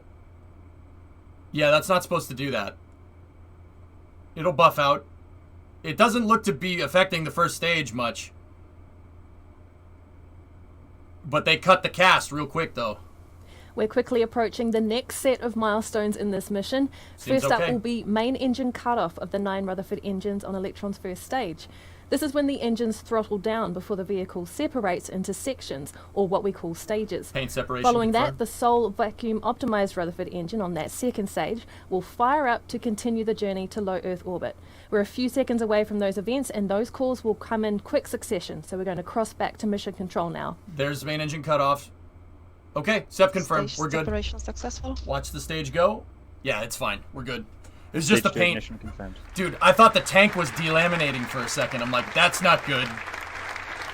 I thought the tank was delaminating, but it's just the stickers. It was just the paint. It's fine. First and second stage separation and ignition of the Rutherford engine on Electron's second stage. Coming up in a few seconds, Electron's fairing will separate. The fairing is the casing at the top of the rocket that protects the satellites as they travel through Earth's atmosphere. Yeah, watch. You should be able to see them. Succeeded. There they go. High voltage battery discharge. And there they go, the fairing Bye-bye. has cleanly separated and Stage 2 fallen away from propulsion Electron, which is continuing on a nominal trajectory. So, one of the cool things about Electron is that they don't call it Electron just because it's a cool name, right? The Rutherford engines that are on this, so the 9 engines in the first stage and the single Rutherford engine in the upper stage, right? They're all electric powered. So what does that mean? No, it's not making electricity and shooting some kind of plasma out the back or something. They still use liquid oxygen and kerosene. It's the fuel delivery system that is electrical. So in an open cycle gas generator engine, like the simplest rocket engine that you can make, you have a jet turbine. So basically a jet engine. And the jet engine, instead of providing thrust, has a fan at the bottom of it. So the jet is blowing onto a fan, and that fan is turning a pump, right? So, like, you know, if you blow on a fan, it starts to turn. The jet engine is blowing on a fan, and that turbine, that jet engine, is powering a pump. So turbo pump, right? That's how, like, a Merlin 1D engine on Falcon 9 would work, right? Now, with this, they took the jet engine part away, and because Electron is so small and it's light because it's made out of carbon fiber, they have electric motors powering their engines. That's why they're called Rutherford engines. So part of what they do here is the electric motors, they need batteries, right? So that silver thing on the right side of your screen is a battery. And instead of like a rocket like staging and dropping, you know, different parts off of it, which it already does, they're going to do what's called a hot swap. And to make the rocket more efficient, right, they're going to dump the battery. The battery will burn up in the atmosphere. We're already going 7,000 miles an hour, about 11,000, actually it's closer to 12,000 kilometers an hour. It's really quick. So they're going to they'll dump the battery. Watch, up there on the right, the silver thing. Where is the curve? Ugh. Yeah, Rocket, I'm trying to keep it relatively simple. It's usually all integrated into one thing, but yeah. So, yeah, the Rutherford engines are electric. They're electronic fuel injection, basically. I said EFI and all the car people went, "Huh?" You know. We switch to a fresh one to power the engine for the rest of the mission. Sometimes you can see those battery packs fall away after the event. So let's keep an eye on the live feed from Electron and listen into mission control for the call. And then he's got a snack rocket over here. This sucker's electrical, but I need a combustion reaction to generate the 7,000 meters a second of delta V that I need. Did you rip that off? Of course, from a group of New Zealand Kiwis. That isn't confirmed. They wanted me to build them a rocket, so I took their batteries and in turn made them a shoddy rocket full of used pinball machine parts. There we go. That's confirmation that the battery hot swap was performed successfully on Electron, and propulsion continues to look good for the rocket's second stage Rutherford engine. We're just a few minutes away from orbital insertion and kick stage separation on this mission. Electron is currently traveling at over 15,000 kilometers an hour and at an altitude of 276 kilometers above us. It looks like the stage is fighting to stay on course. That could be a bunch of things, Ando. That could be... Altitude is 280 kilometers, speed 4.9 kilometers per second. Yeah.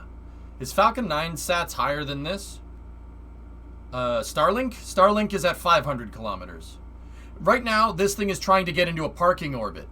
It's trying to get into a parking orbit around 170 miles up. So, I mean, actually, this thing is... If you're just joining us, we have had a successful liftoff of our They Go Up So Fast mission. About 2.5 minutes into flight, we had main engine cutoff, stage separation, and stage 2 ignition. We're coming up on separation of the kick stage at around T+9 minutes.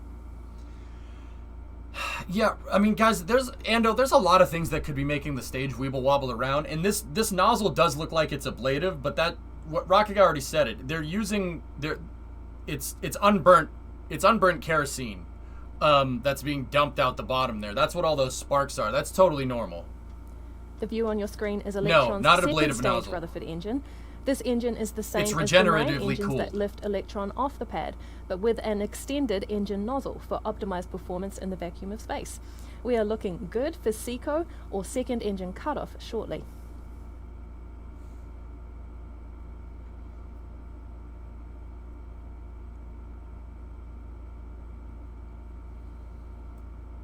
Where are we receiving this video signal from? Well, I don't think this thing has gone over the hill just yet. Over the hill meaning over the horizon. We entered stage 2 burnout detect mode.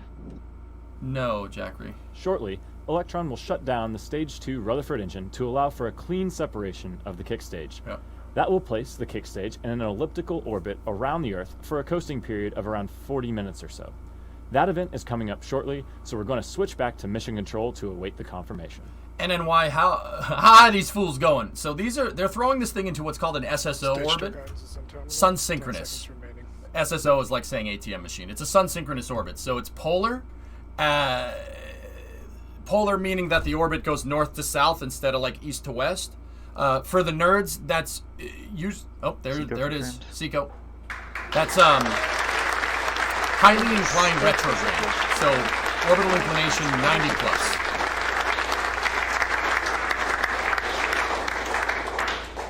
Okay. Fantastic news that the Rutherford engine on the second stage has successfully shut down as planned, and the kick stage has cleanly separated. The kick stage is now going into its coasting phase for about 40 minutes or so while we wait for the circularization burn from our innovative Curie engine. In the meantime, we're going to take a small break, and you can join us back here in about 10 minutes as we're joined by Rocket Lab founder and CEO Peter Beck to answer some questions about our Neutron program. We'll be right back. So, okay. The type of orbit that Rocket Lab launches into, actually, that one is not sun synchronous. That's cool that they showed the ground track. So, check this out. These are ground stations. So, this is the places where they can see them, and these rings around them are where the horizon basically is. So, they got a couple of ground stations in New Zealand, and then this dotted trajectory is the line that they think it's going to go on. Now, they're not going to show this because they have no signal with the rocket. The rocket is in terminal guidance. Basically, it's flying by itself. It's closed loop. So basically, it knows where it is, so it knows where it isn't. No, the computers on board use the last determined location that they had a track on, and it bases its kind of guidance off of that. So yeah, it's coasting anyway. Yep. So yeah, you can see they launch out of Mahia. This is not a sun synchronous orbit. This is actually it's about a 50 degree inclined orbit, which is interesting. That's nerd speak. What does that mean? So when you're talking about orbital inclinations, or the type of orbit that you're getting into, inclination, what it's called, has a lot to do with it. So if you draw a line on Earth's equator, right? You draw a line like this on Earth's equator, right here. If you take the angle of the orbit, right, relative to the equator, right, that's your orbital inclination. So if you're in a perfect polar orbit, meaning you have an orbit that flies over the north and south pole of the Earth, if you took that and you tried to make an angle at the equator, it would be a 90-degree angle. That's a 90-degree inclination, all right? This thing right here, I know it's not going into a sun synchronous orbit, right? That's usually where they launch to. They don't usually launch this way. But this is a different mission. So this mission is carrying a whole bunch of different satellites. There's a bunch of satellites from a bunch of Australian research facilities, a couple of students in Australia. There's a payload for the U.S. Army on here for ballistic missile defense. There's a bunch of different things. It's called a rideshare mission, where basically they stack a bunch of satellites on a payload adapter that looks like a Christmas tree, and then just start plocking them out there. Hey, Timmy's music. Start plopping them out there all over the place. Now, the reason I can tell that this isn't a sun synchronous orbit is because sun synchronous orbits go into a 90 or beyond inclination. What does that mean? So I told you that 90 degrees is an orbit that goes over the north and the south pole, okay? Beyond that is where a sun synchronous orbit is. So it's usually like kind of tilted this way. It's not perfectly straight up. It's like slightly top left to bottom right. Those types of orbits are where you put like observation satellites and spy satellites and stuff. That's where Rocket Lab is launched in the past, right? But this one is not that. If it was that kind of orbit, the track would go this way down over Antarctica. But it definitely isn't. They launched southeast out of New Zealand, the Mahia Peninsula. They launched southeast, or east-southeast, which means that it's not that inclined of an orbit. Once again, take the equator, put the equator right here, and draw the angle relative to the equator. It's like a 50-degree angle, 45, 50 degrees, somewhere in there. Press kit says 45 degrees. There you go. Yeah, and what this thing will do is the upper stage will jettison their third stage, which is Photon, and Photon will go around in space and place those satellites where they need to go.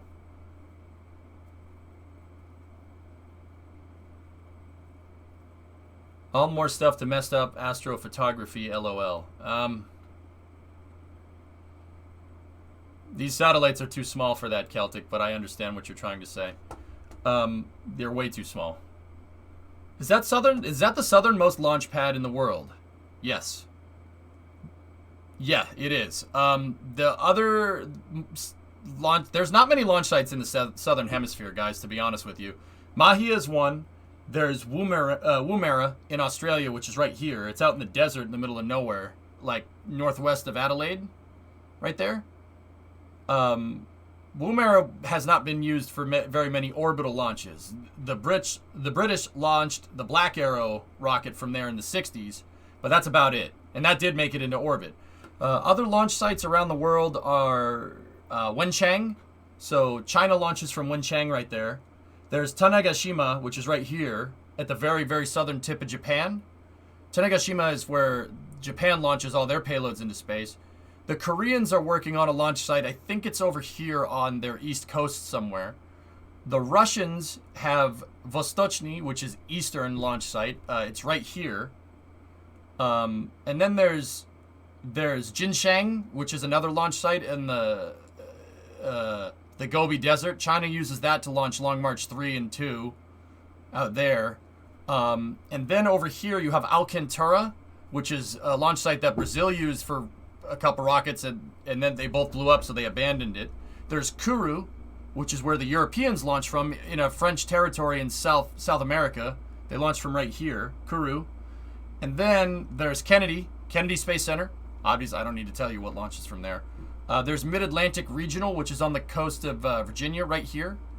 Mid-Atlantic Regional is where Rocket Lab is going to put their other launch site and launch Neutron and Electron from. There's also Boca Chica, Texas. No orbital launches yet. That's where SpaceX is building Starship, right? Up here you have Vandenberg Air Force Base, which is where the Air Force launches their spy satellites because they need that polar orbit that I'm talking about. So they launch that way out of Vandenberg, right? And then there's Baikonur. Baikonur is where the Russians launch people from. It's over here next to the Aral Sea, or what was the Aral Sea, I guess. Baikonur is right there. And then the Russian Ministry of Defense has Plesetsk, which is in Arkhangelsk, the Archangel province in northern Russia up here that launches their spy satellites north out of Russia. There's also Kodiak in Alaska, which is right here on Kodiak Island, also used for spy sats and defense missions. Astra launches from there. I think I got all of them. Did I get all of them? Oh yeah, there's the Israel launch site. The Indian Space Research Organization launches from right here, and they launch south out of here. And then there is the Israeli launch site where they launch Shavit. They launch it over the Mediterranean due west. And I think that's all of them. Oh yeah, there's also Kwajalein. SpaceX launched a rocket from Kwajalein in 2008. I mentioned Boca Chica already. Maui has one, yeah. Yeah, there's also Blue Origin in West Texas, but that's not orbital. I already said Japan and Tanegashima. Did you mention French Guiana? Kourou. Any launch sites in Europe? No, there's no launch sites in Europe. There's not really a good spot. There's too many people. You need a East Coast, ideally, to launch rockets. The U.S. has their main rocket sites on the East Coast. East Coast for like man and ISS resupply, and then the West Coast is for like military satellites and stuff. Europe's launch site, their main launch site that Kness operates, the French, is in French Guiana down here in Kourou.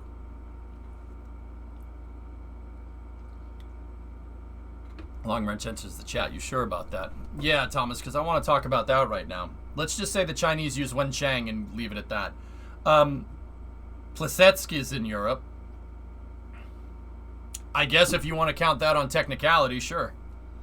The UK is building a launch site up at the very northern part of Scotland in some place that I can't pronounce. I'll be honest, guys, I can't. I've tried. Yes, I want that. Yeah, there's also Ndoya in Norway that's used for polar launches as well. You ideally need water to the north and south or to the east. You don't want to launch this way, going this way into space. That's called a retrograde orbit. Retrograde orbits are anywhere from 90-degree inclination to 180 degrees. So they're rockets that can go basically this way, from right to left. You don't want to do that because you want to launch the way the Earth is spinning, because if you launch west or into a retrograde orbit out of any launch site, right? What's going to happen is you have to counteract the force that was imparted on you from Earth's spinning. So it's better to launch with the spin. If you launch against the spin, your rocket's going to need a little bit of a bigger fuel tank to get all the way into space. With that being said, you can go into retrograde, no problem.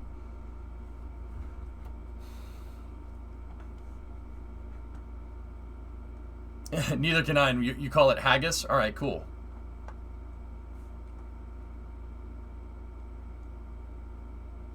Yeah, Squishton. I didn't know about that, but that's interesting.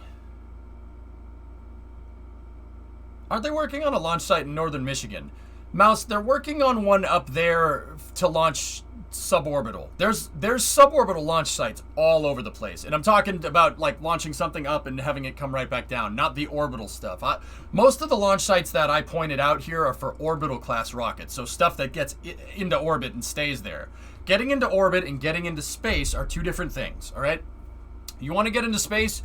Go 100 kilometers that way, or about 62 miles. Go 62 miles that way, and you're in space. To get into orbit, you need to go 100 kilometers up and about 28,000 kilometers that way an hour. 28,000 kilometers an hour that way. You need to go up and you need to go fast, right? So there's getting to space, which is just the going up part. And then there's getting into orbit, which is the going up and going fast part.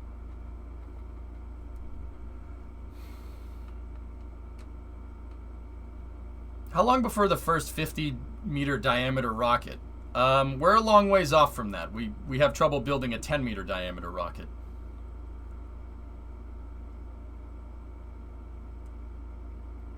There's a Vergeltungswaffe launch site in Saint-Omer, France that reached space. Yeah. Yeah. Vergeltungswaffe? Yeah, that's a suborbital rocket. Yeah, I don't... What did I tell you, Forge, about rockets that go up and come down? That's not a rocket. That's a missile. Yeah, we don't... Yeah, no. If you want to... Pinamundi. We'll say Pinamundi, all right? And we'll leave it at that. I'm guessing the mods are asleep. There's literally mods posting in chat. 3 mods have posted in chat since you said something, Wartang. I don't know what you're trying to get our attention for, but if you need to get our attention, try whispering them. You don't like Redstone? You guys, I have link perms from... You can get link perms from the moderators if you ask.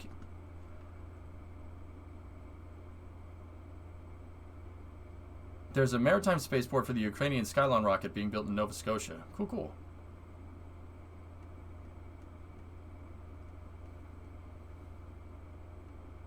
EJ doesn't like Starship, confirmed.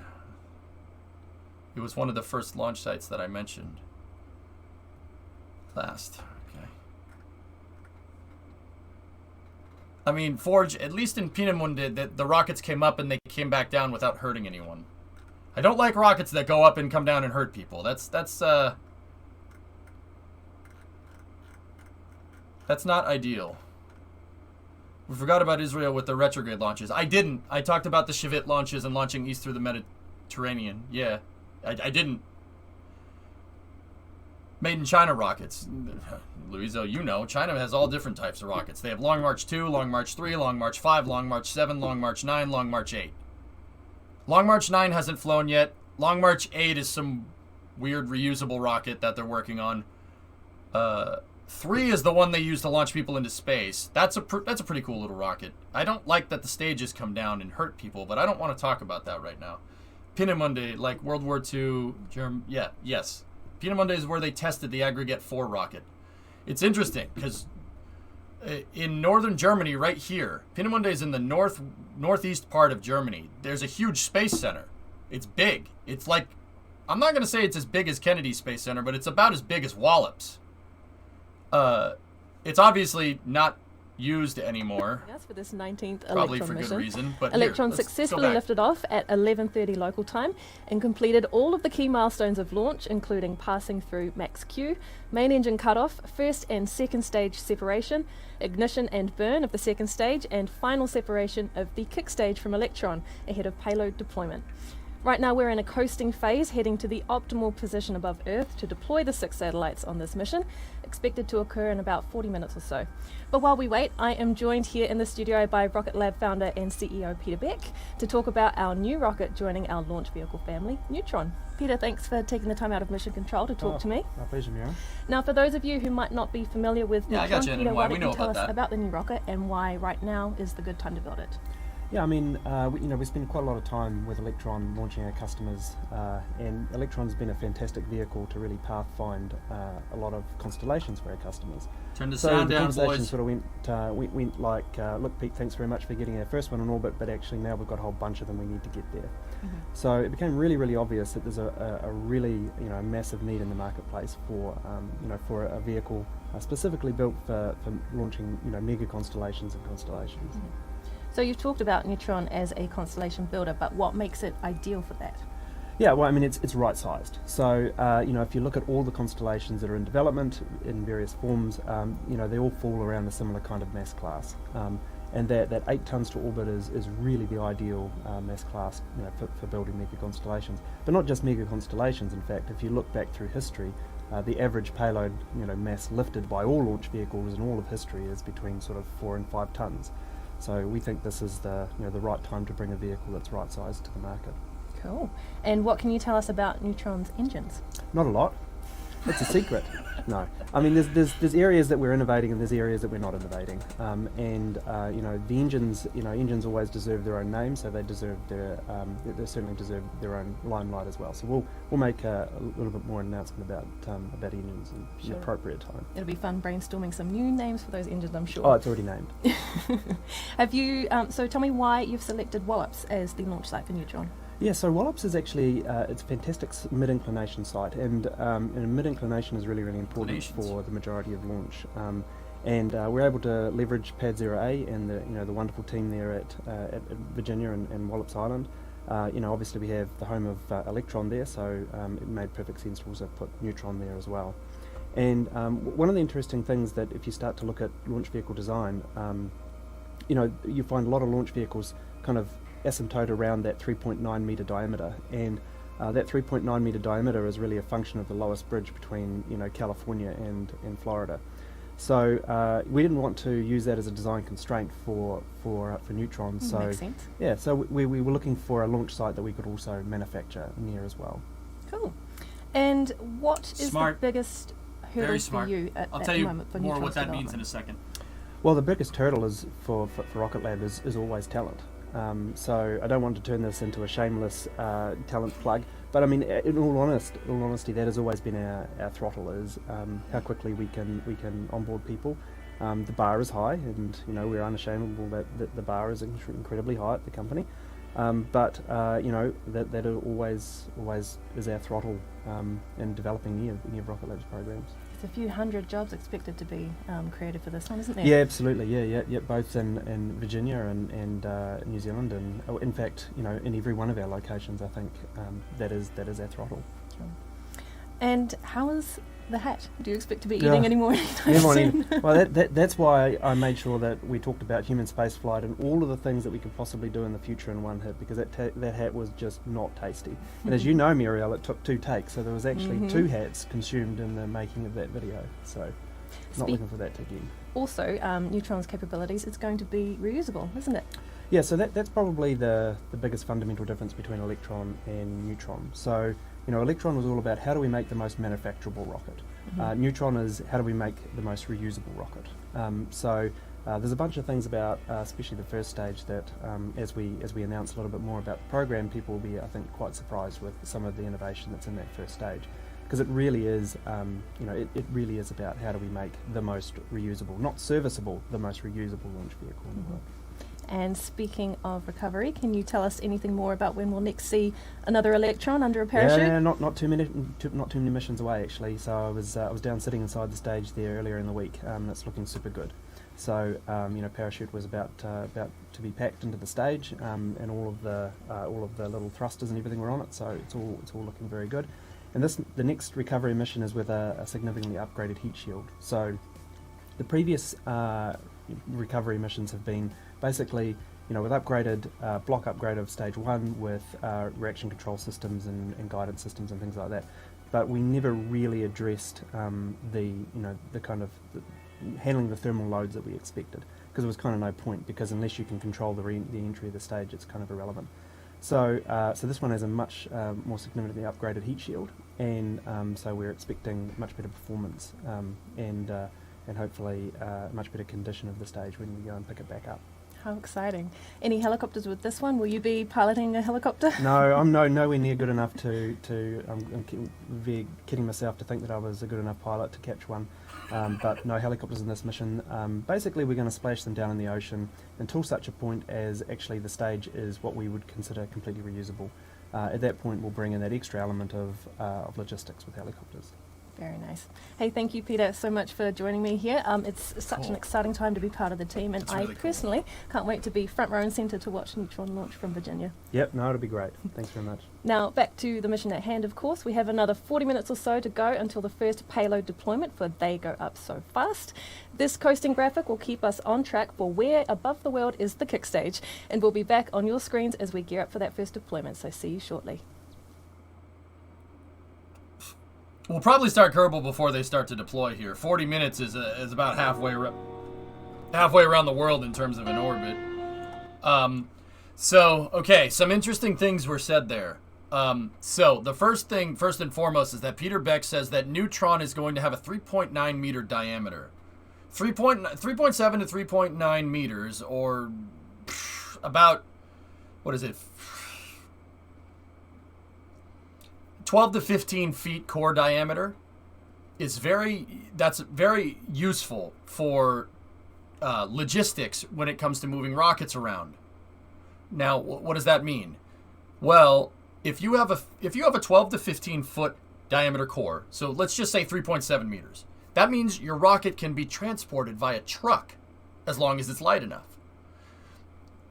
12 to 15 feet is the average for building bridges over the U.S. national highway system. So the highway system goes basically, including the Alcan Highway in Alaska, you could drive from Anchorage to Key West, no problem. You could drive all in one shot. There's a part of it's not the U.S. highway system, but the U.S. did build it. There's the Alcan Highway that goes through Canada and down into the Pacific Northwest, right? Part of the U.S. So the highway system from the entire United States, from Maine to Los Angeles, from Anchorage to Key West, has a 12 to 15 foot bridge height minimum. It's basically 15 feet. So that's it's 3 to 4 meters, right? Obviously.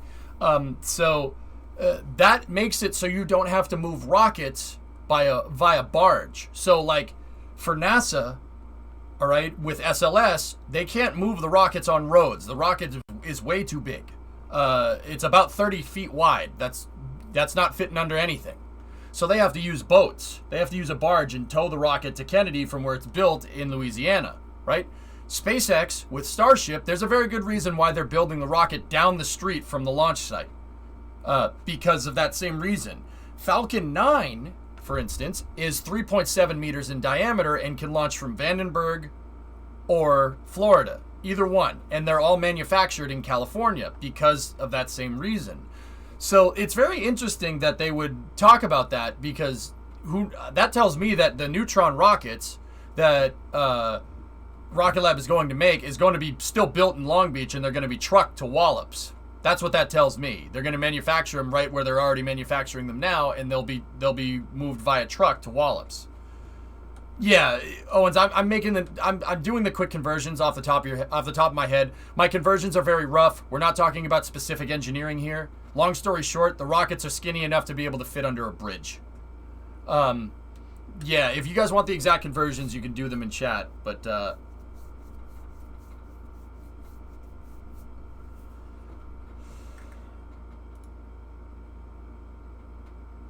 He said it will be larger than 3.9 because they're manufacturing near Wallops. Wrong. He said specifically it won't be a 3.9 rocket because it'll be manufacturing near the launch site. Okay, so reverse what I said. They can't. It's going to be bigger than that, so they can't build it far. So that scratch what I just said. I got that wrong. Scratch what I just said. They're going to manufacture it right on site. So I know that Rocket Lab does have a building that they did buy at Wallops, down the street from the launch pads. I thought they would just use it for payload integration based off of what I said, but I apparently heard it wrong. So that's fine. Sorry, my mistake. My mistake. Relax. Relax, chat. It's cool to see validation in what I've been pushing in terms of design drivers. Peter Beck hit the nail on the head with differences between electron and neutron design drivers. It seems like Rocket Guy, it seems like what Peter Beck is doing is playing reactionary to the market. And the space market, we know that the space market, in terms of demand for launching satellites into space, is sinusoidal, right? The demand fluctuates. It's not a static demand. It's not here. It's not linear. It goes up and then it goes down. It goes up and then it goes down. Well, why is that? Because satellites break over time. Satellites up in orbit have a shelf life, right? They got a shelf life. So you launch a bunch of satellites all at once, and then the demand goes down, and then all those satellites 10 to 15 years later, they break, or 5 years later, depending on the satellite, and then the demand goes back up. So it seems like Peter Beck is positioning Rocket Lab in a market position where they can easily adapt to the demands and scale correctly, which makes perfect sense. That's a really good idea. That's a really good way to do that. How dare you be human? Well, yeah. I mean, also doing math on stream on the fly really quickly is extraordinarily difficult. Even addition, I know sometimes I'll make like the stupidest math mistake. I'm telling you, doing math on the stream, try it. It's really, really tough. Like, and there's no excuse. I should get it right. But yeah, for whatever reason, doing it when you know there are a bunch of people watching you, your brain, it's very easy for your brain to go potato. Like, just be like, yes, 2 + 2 = chair. Of course.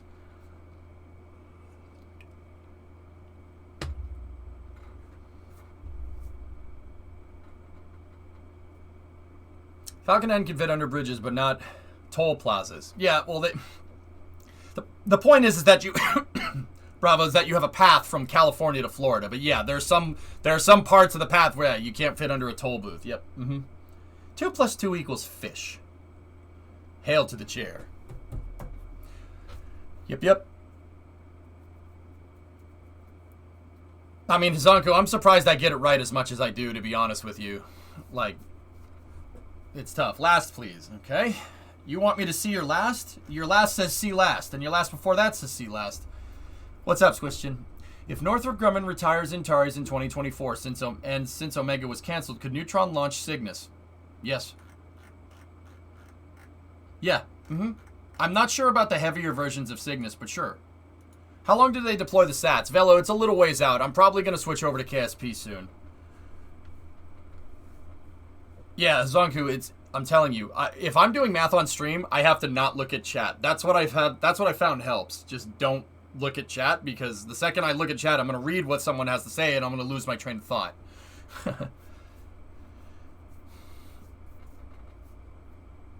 Not being smart, I used to sit out of work and watch them pass. Pretty cool to see them. Yeah, they're wrapped in the black trash bags and stuff, Bravo. It's pretty cool, huh? Yeah, it is neat.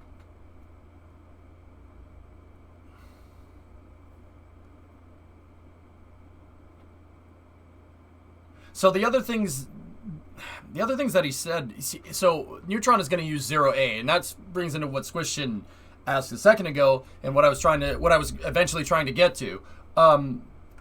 Pad 0A at Wallops is right now being used by Northrop Grumman's Antares rocket, which is a rocket of, believe it or not, similar size and scale than what we've seen, than what we're going to see with Electron, or Neutron, excuse me. It's about the same size, and we were wondering, like, can Pad 0A be used for 2 different rockets? And the answer is yes.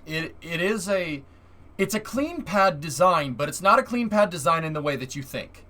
Pad 0A uses a reaction frame. So here, this picture's a Ghost Searcher. So you can actually use two different rockets. So here's a picture. That's Minotaur. I've typed in pad 0A and it shows Minotaur. That's great. Of course, yes, small pictures. Lovely. So that's the pad right there. This doesn't really help. You can see they roll the rocket up on this thing that looks like an exit ramp for a highway. And then there's a flat plate right here. Hey, Forlorn, 27-month resub. I'm back and better than ever. I need a better picture of the frame. There it is. I mean, this is a picture of when it was a little dirty from a rocket launch and other things. But see that little ring right there? See that metal ring? That ring can actually be detached, right? And this is a launch table, right? And if Neutron has a very similar core diameter to Antares, which it does, you could pluck this ring off and you could put another ring on there for a different rocket. So like a lot of launch pads nowadays are, designed to launch multiple types of rockets. They just put an adapter, basically.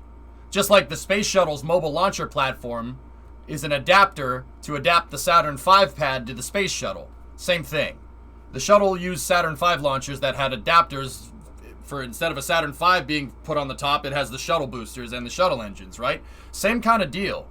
Electron's pad that they're building at Wallops is actually right in this field. This is an old picture, but their launch pad is right in this dirt field right here.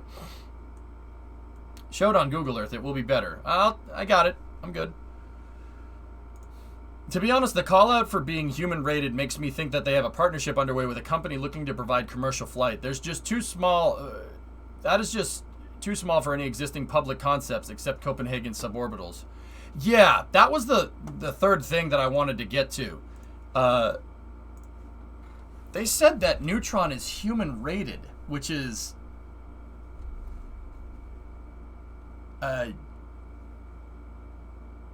okay. So what does that mean by human rated? Human rated is basically a design criteria that denoted by NASA. And it's not just NASA. The Russians have a similar design criteria.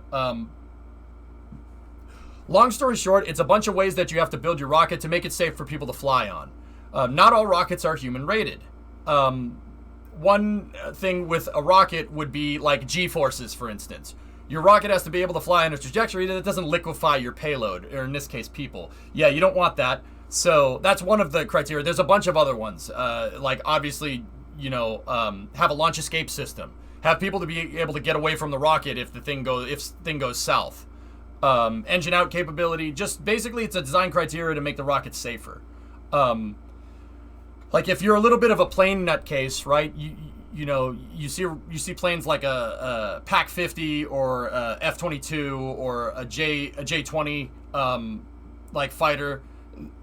And a lot of people say that these are basically going to be the last fighters that have people on board because, honestly, at this point, they can make the plane so maneuverable that the person surviving is the bottleneck in the design. Yeah, having a person on board actually makes the plane handle worse because, humans are big meat bags basically full of water. And if you turn really quick, the water goes to one side and you have a bad day.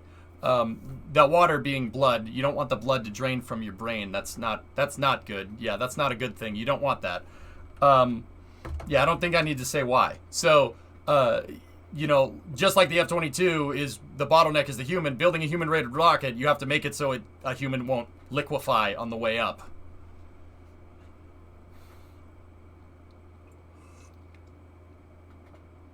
But at this point, what's the point to make actual planes instead of rockets or missiles? Actual planes. What do you mean, Dave? I'm just using an example. What do you mean make actual planes? If you're talking about making an F-22, making an air superiority fighter, it was just an example. I'm talking about what it needs to human rate something. You're changing your design criteria with a rocket if you decide to put people on it. The question that Rocket Guy brought up, which is frankly my question as well, is what? Who are they going to launch into space? Astronauts? NASA?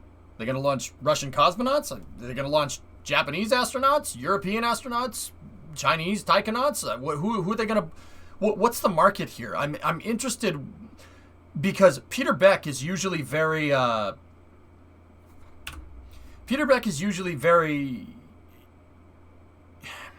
The company's very market reactive. They see where there's demand in the market and they adapt to it.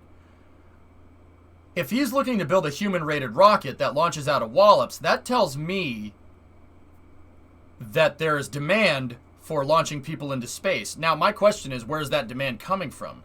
Thank you for joining us for the 19th Electron mission. If you're just now joining us, we've had a successful liftoff. Everything has gone nominally, and we're currently in our coasting phase of our kick stage, waiting for the Curie engine Draco, kickoff. yeah. So that'll be approaching at about T plus 59 minutes, and we'll be burning for about a minute. And then we'll just be waiting for mission control to hear those calls and get a successful relight here momentarily. So stick with us, and we'll be checking back in shortly.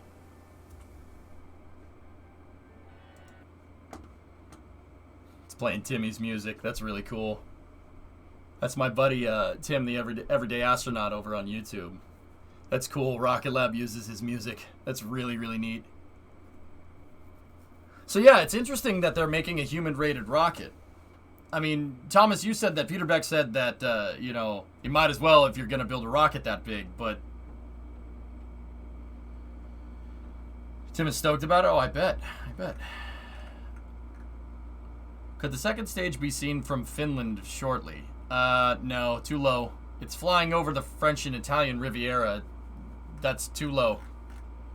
If you could see it, it would need to be an extremely clear day, and you'd need to be able to, it would be low on the horizon.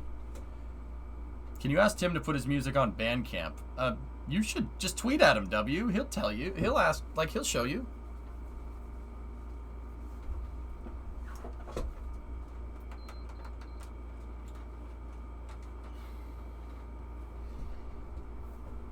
It's nighttime over there. If it's hot... Yeah, it's in the middle of the night. It's going to be tough seeing it. Probably not. Hey, T-Man. Anyway. Yeah, sucks. I know, right? All right, so, guys, I'm going to get into the rest of the space news here. Check this out. A little bit of a detour from the Rocket Lab mission. It's going to be a little while before they deploy this stuff. So here, check this out. You guys probably want to see this. Even with a telescope. Zeta Roll, it's dark. It's not a question of distance. It's dark. You can't see it. Hi, I'm Milan. I'm a model designer at LEGO, and today we'll be showing you the Space Shuttle Discovery orbiter. So this is the orbiter that flew the furthest, it carried the most astronauts, it had the longest time in space, and most importantly, it's had the most LEGO sets made of it. So because we've made this model at 1:70 scale, we've been able to include lots of details that we wouldn't normally include in a LEGO model. First, we have the elevons, which we can control the roll of the craft by moving the center engine. We have a body flap, the rudder, and the rudder can actually split into two to act as an air brake on landing. By going up to speed brake, Milan. We've been able to include both the flight deck and the mid deck, as well as the payload bay of the shuttle. On the flight deck, we've included lots of small controls for the astronauts, as well as 4 seats for the commander, the pilot, and some of the flight specialists. And in the mid-deck, we've included beds, storage, and a 5th seat for the flight specialist.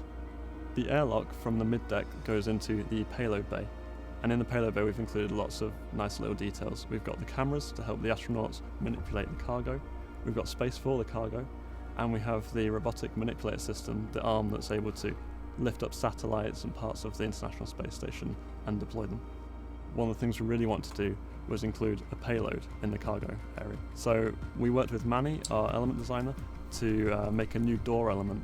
In the space shuttle model, we introduced 3 brand new elements. The first one here is our payload bay wall element. We are very excited about this element because it's very thin. It gives us the possibility to build more inside. Other element is this curved 3x3 bow element that goes on our brand new, very sleek windscreen, and it creates this very smooth transition that it represents the windscreen area. Oh, they all are, Hellfish. In 2021, with the launch of this model, the Space Shuttle is celebrating its 40th anniversary. So what we wanted to do was not only capture the anniversary of the Space Shuttle, but also of the mission STS-31, which launched the Hubble telescope. And so we've included the Hubble Space Telescope in this model. Working with Milan was amazing because he knows so much about space travel and everything space related.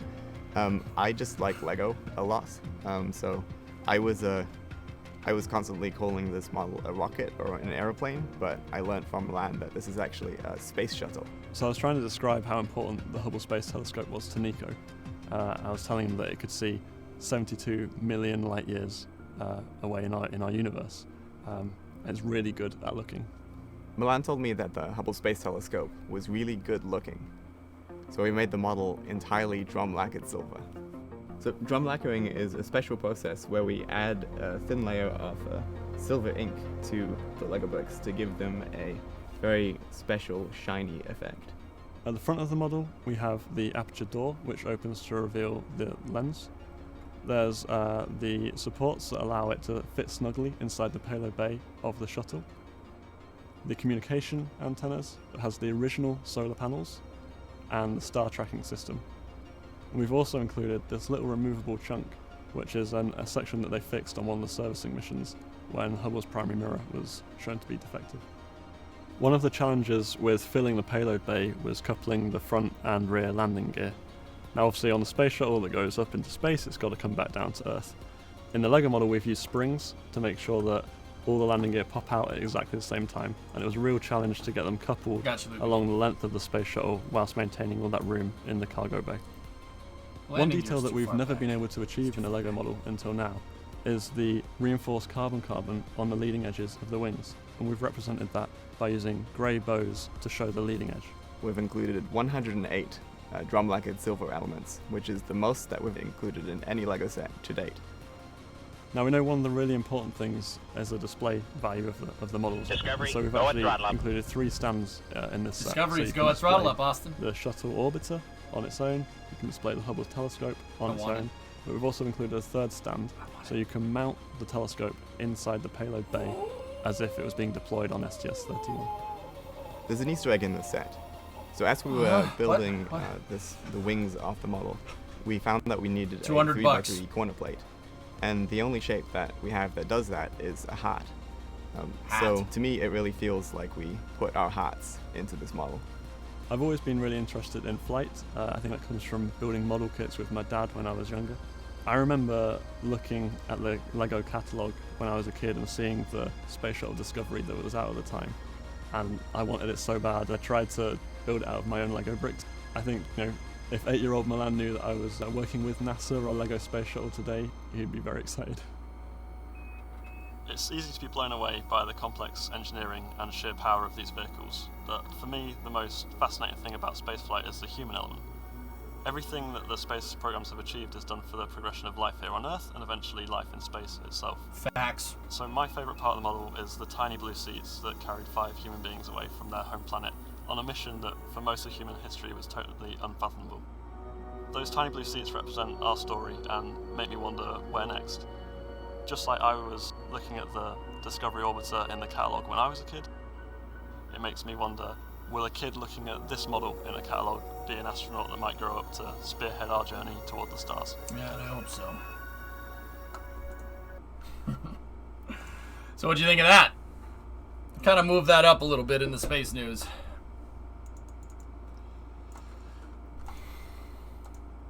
Not bad, huh?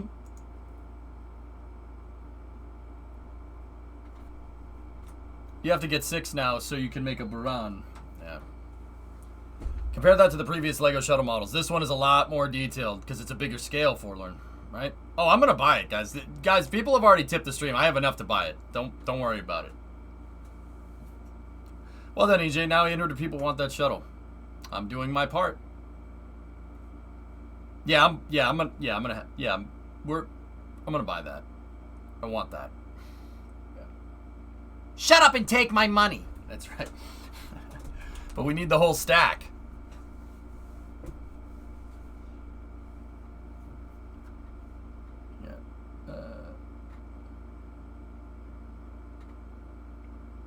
Yeah, there you go, Steinerd. Can we build it on stream, please? Of course. All right. Anyway, so let's keep going. I'm gonna cut out a little bit of the space news. So we got there's a Starlink launch on Wednesday, but also SN11 is going to fly very soon. We talked about that already.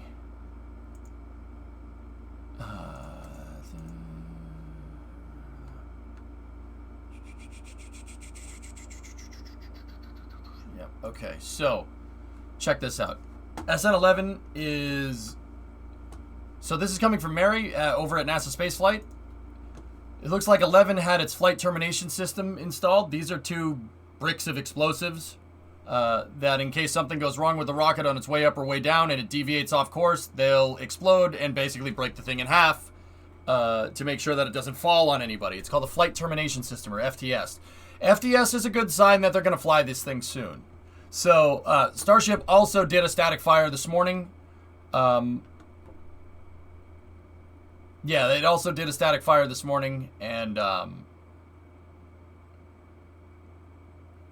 funnily enough, Stimmies just seem to happen to cover the cost of a full fleet. Coincidence? I'm not doing that, man. Rocket Lag payload deploys are very. Yeah, I'm looking at them right now. That's cool. So check this out. This is a little bit more SpaceX news here. This is coming from Mike Sheets over at CNBC. SpaceX's Starlink leadership is in talks with the UK government about a place in the $6.9 billion Project Gigabit program, another potential source of funding for Elon Musk's satellite internet. Ooh, Starlink is talking to the UK. Maybe that's why they jumped ship on OneWeb.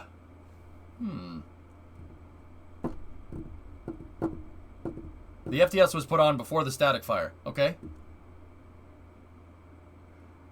I watched it and one of the heat tiles came off. Oh yeah, I watched it today and it looks like one of the heat tiles came off. Hey, Error, what's going on? Did one of the heat tiles fall off, guys? No, I'm just messing with you. Yeah, like I said, those tiles are in critical points of stress. That's why they're like dotting it with tiles in certain areas. They're at critical points of stress. Those tiles are in those spots not just because SpaceX arbitrarily put them there. They're there because that's points in Starship's designed structurally where it will bend and flex. That's why the tiles are popping off, and that's why they put them there, to learn what makes them pop off. Also getting a gigafactory in Cornwall. Ooh. That makes so much sense now. I mean, Drummer, yeah. I think they, I'll bet you, Drummer, that SpaceX got wind of them investing in OneWeb and said, why would you do that? Why would you do that? Just pay to use Starlink. And old Bojo over there probably said, look at my hair. And that was the end of that story. Yep, cool. Excellent. No, I mean, that's just a guess. I have no idea. You can use the additional Lego pieces and build the ET with SRBs and scale as well. I believe it. Wait, so you said that he's building a gigafactory in Cornwall? Who said that? Can you sauce me on that one?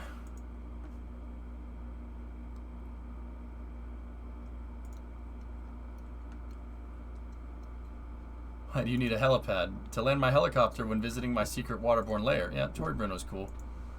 UK is building their own anyway for Aston Martin Electric. Cool. Cool. Yeah, link me up. Reshock. I'm interested. Or Drummer's interested, I should say.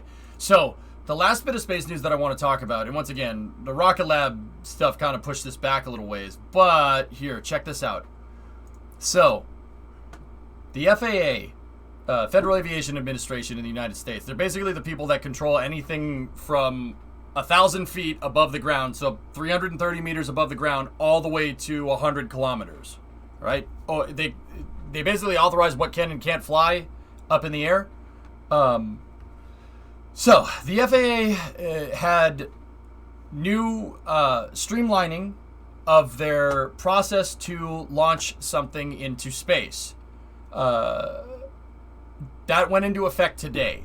These are this is not deregulation, but consolidation of all the things that you need to do to be able to make something space capable.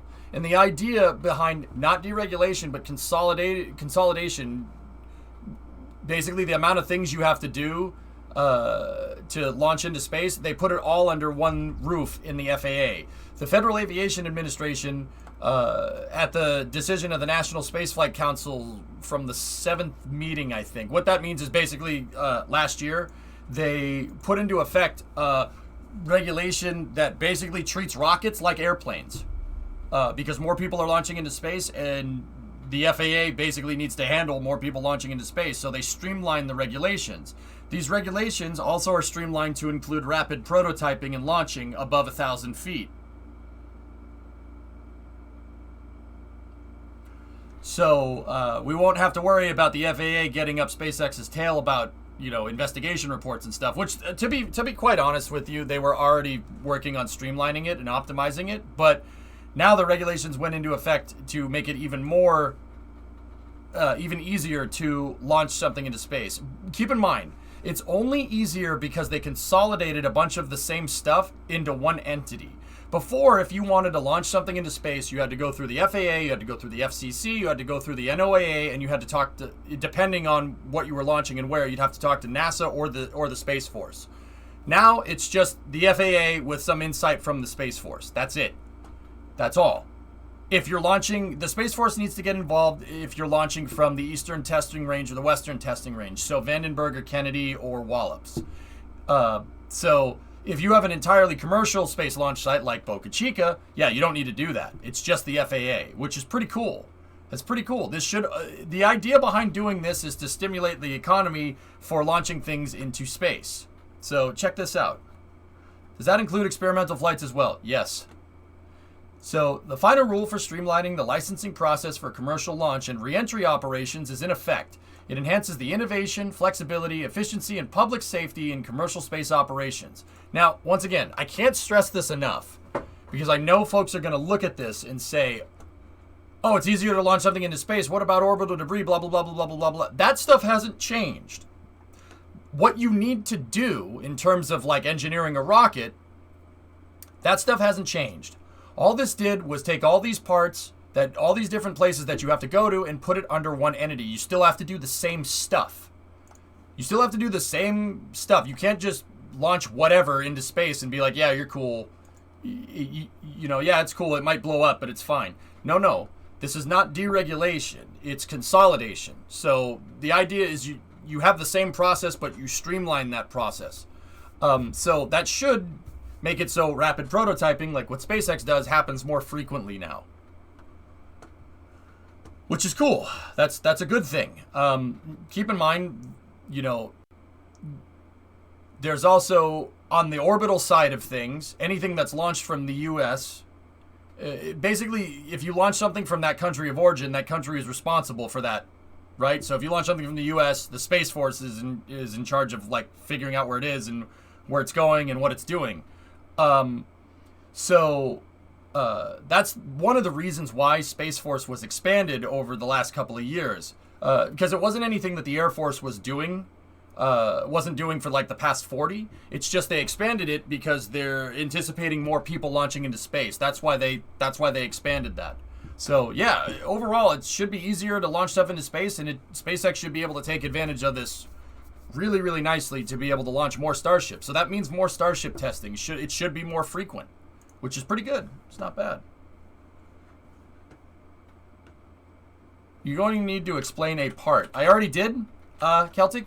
Yeah, it's just a part. All those different parts are going to all these different, all these different government agencies. So before you had to, before you had to talk to launch something into space, you had to talk to the Atmospheric and Oceanographic Organization. You had to talk to the Federal Communications Commission for like transmitting signals from space. You had to talk to the FAA because it's flying through the atmosphere. You had to talk to, if you were launching from a government launch facility, you had to talk to the Air Force, the 45th or the 30th Space Wing. Like there's a bunch of There's a bunch of places that you needed to go to basically certify your rocket. That's what all those different parts are. Now it's all consolidated under the FAA. That means rocket launches are going to be treated more like airplanes taking off from a runway. Are airplanes deregulated? No, it's still one of the safest ways to move around the world to this day, right?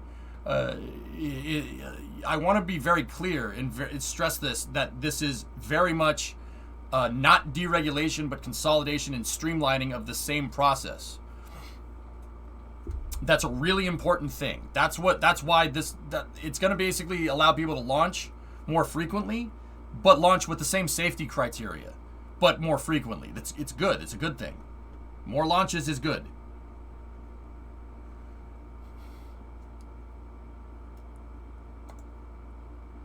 So I think that's going to do it for all the space news here. I have a couple of other things, but it's just small stuff. We can move that to Wednesday or something. I'm going to get ready to play some KSP, guys, if you guys are into it. All right, so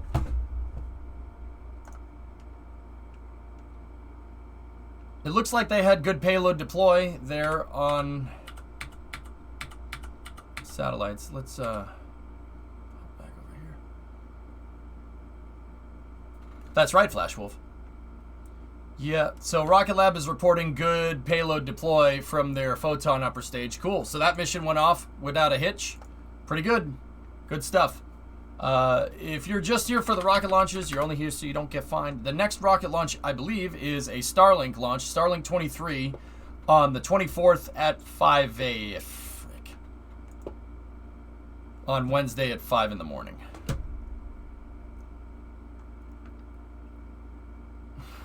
Okay, at least it's not on my day off.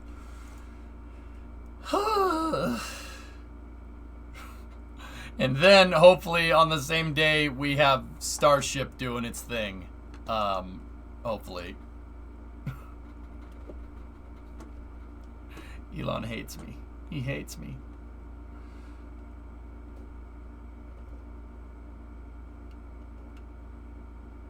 Yeah, Celtic, see what Captain Crash said if you want more clarification. Yeah, and then also we have the Soyuz 21B launching from Vostochny from 1S on the 24th at 10:47 p.m. Okay, so we could potentially have 3 rocket launches on Wednesday. We could have Starlink and then Starship and then a OneWeb launch. Yeah, I'm not sure if I'm going to stream from here to here, but maybe. Who knows? We got some work to do in Satisfactory, so maybe that'll pan out that way. I don't know. If that does pan out that way, on Thursday, I might end up being a little bit late. Oh, jeez. He hate me. Yeah, right, God? You remember that? So, yeah, potentially 3 rocket launches tomorrow. Not tomorrow, on Wednesday. So, that's good. All right. That's going to do it for Space News here.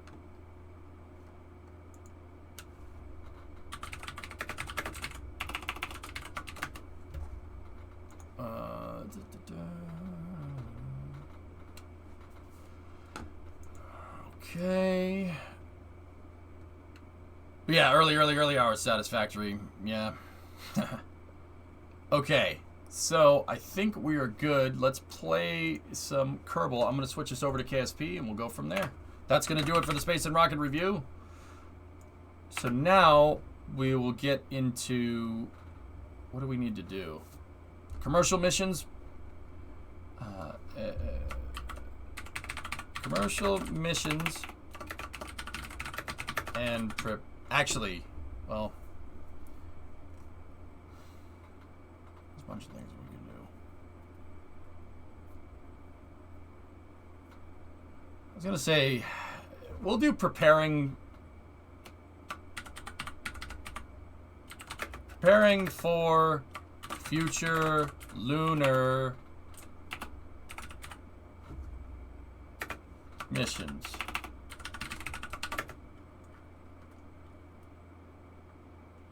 This is mission mode part 111.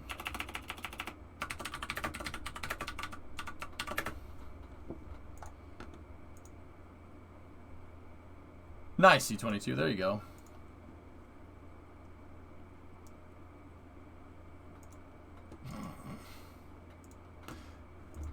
And then Primo just linked me this. While Kerbal is loading up, there's a nice Formula 1 flowchart here.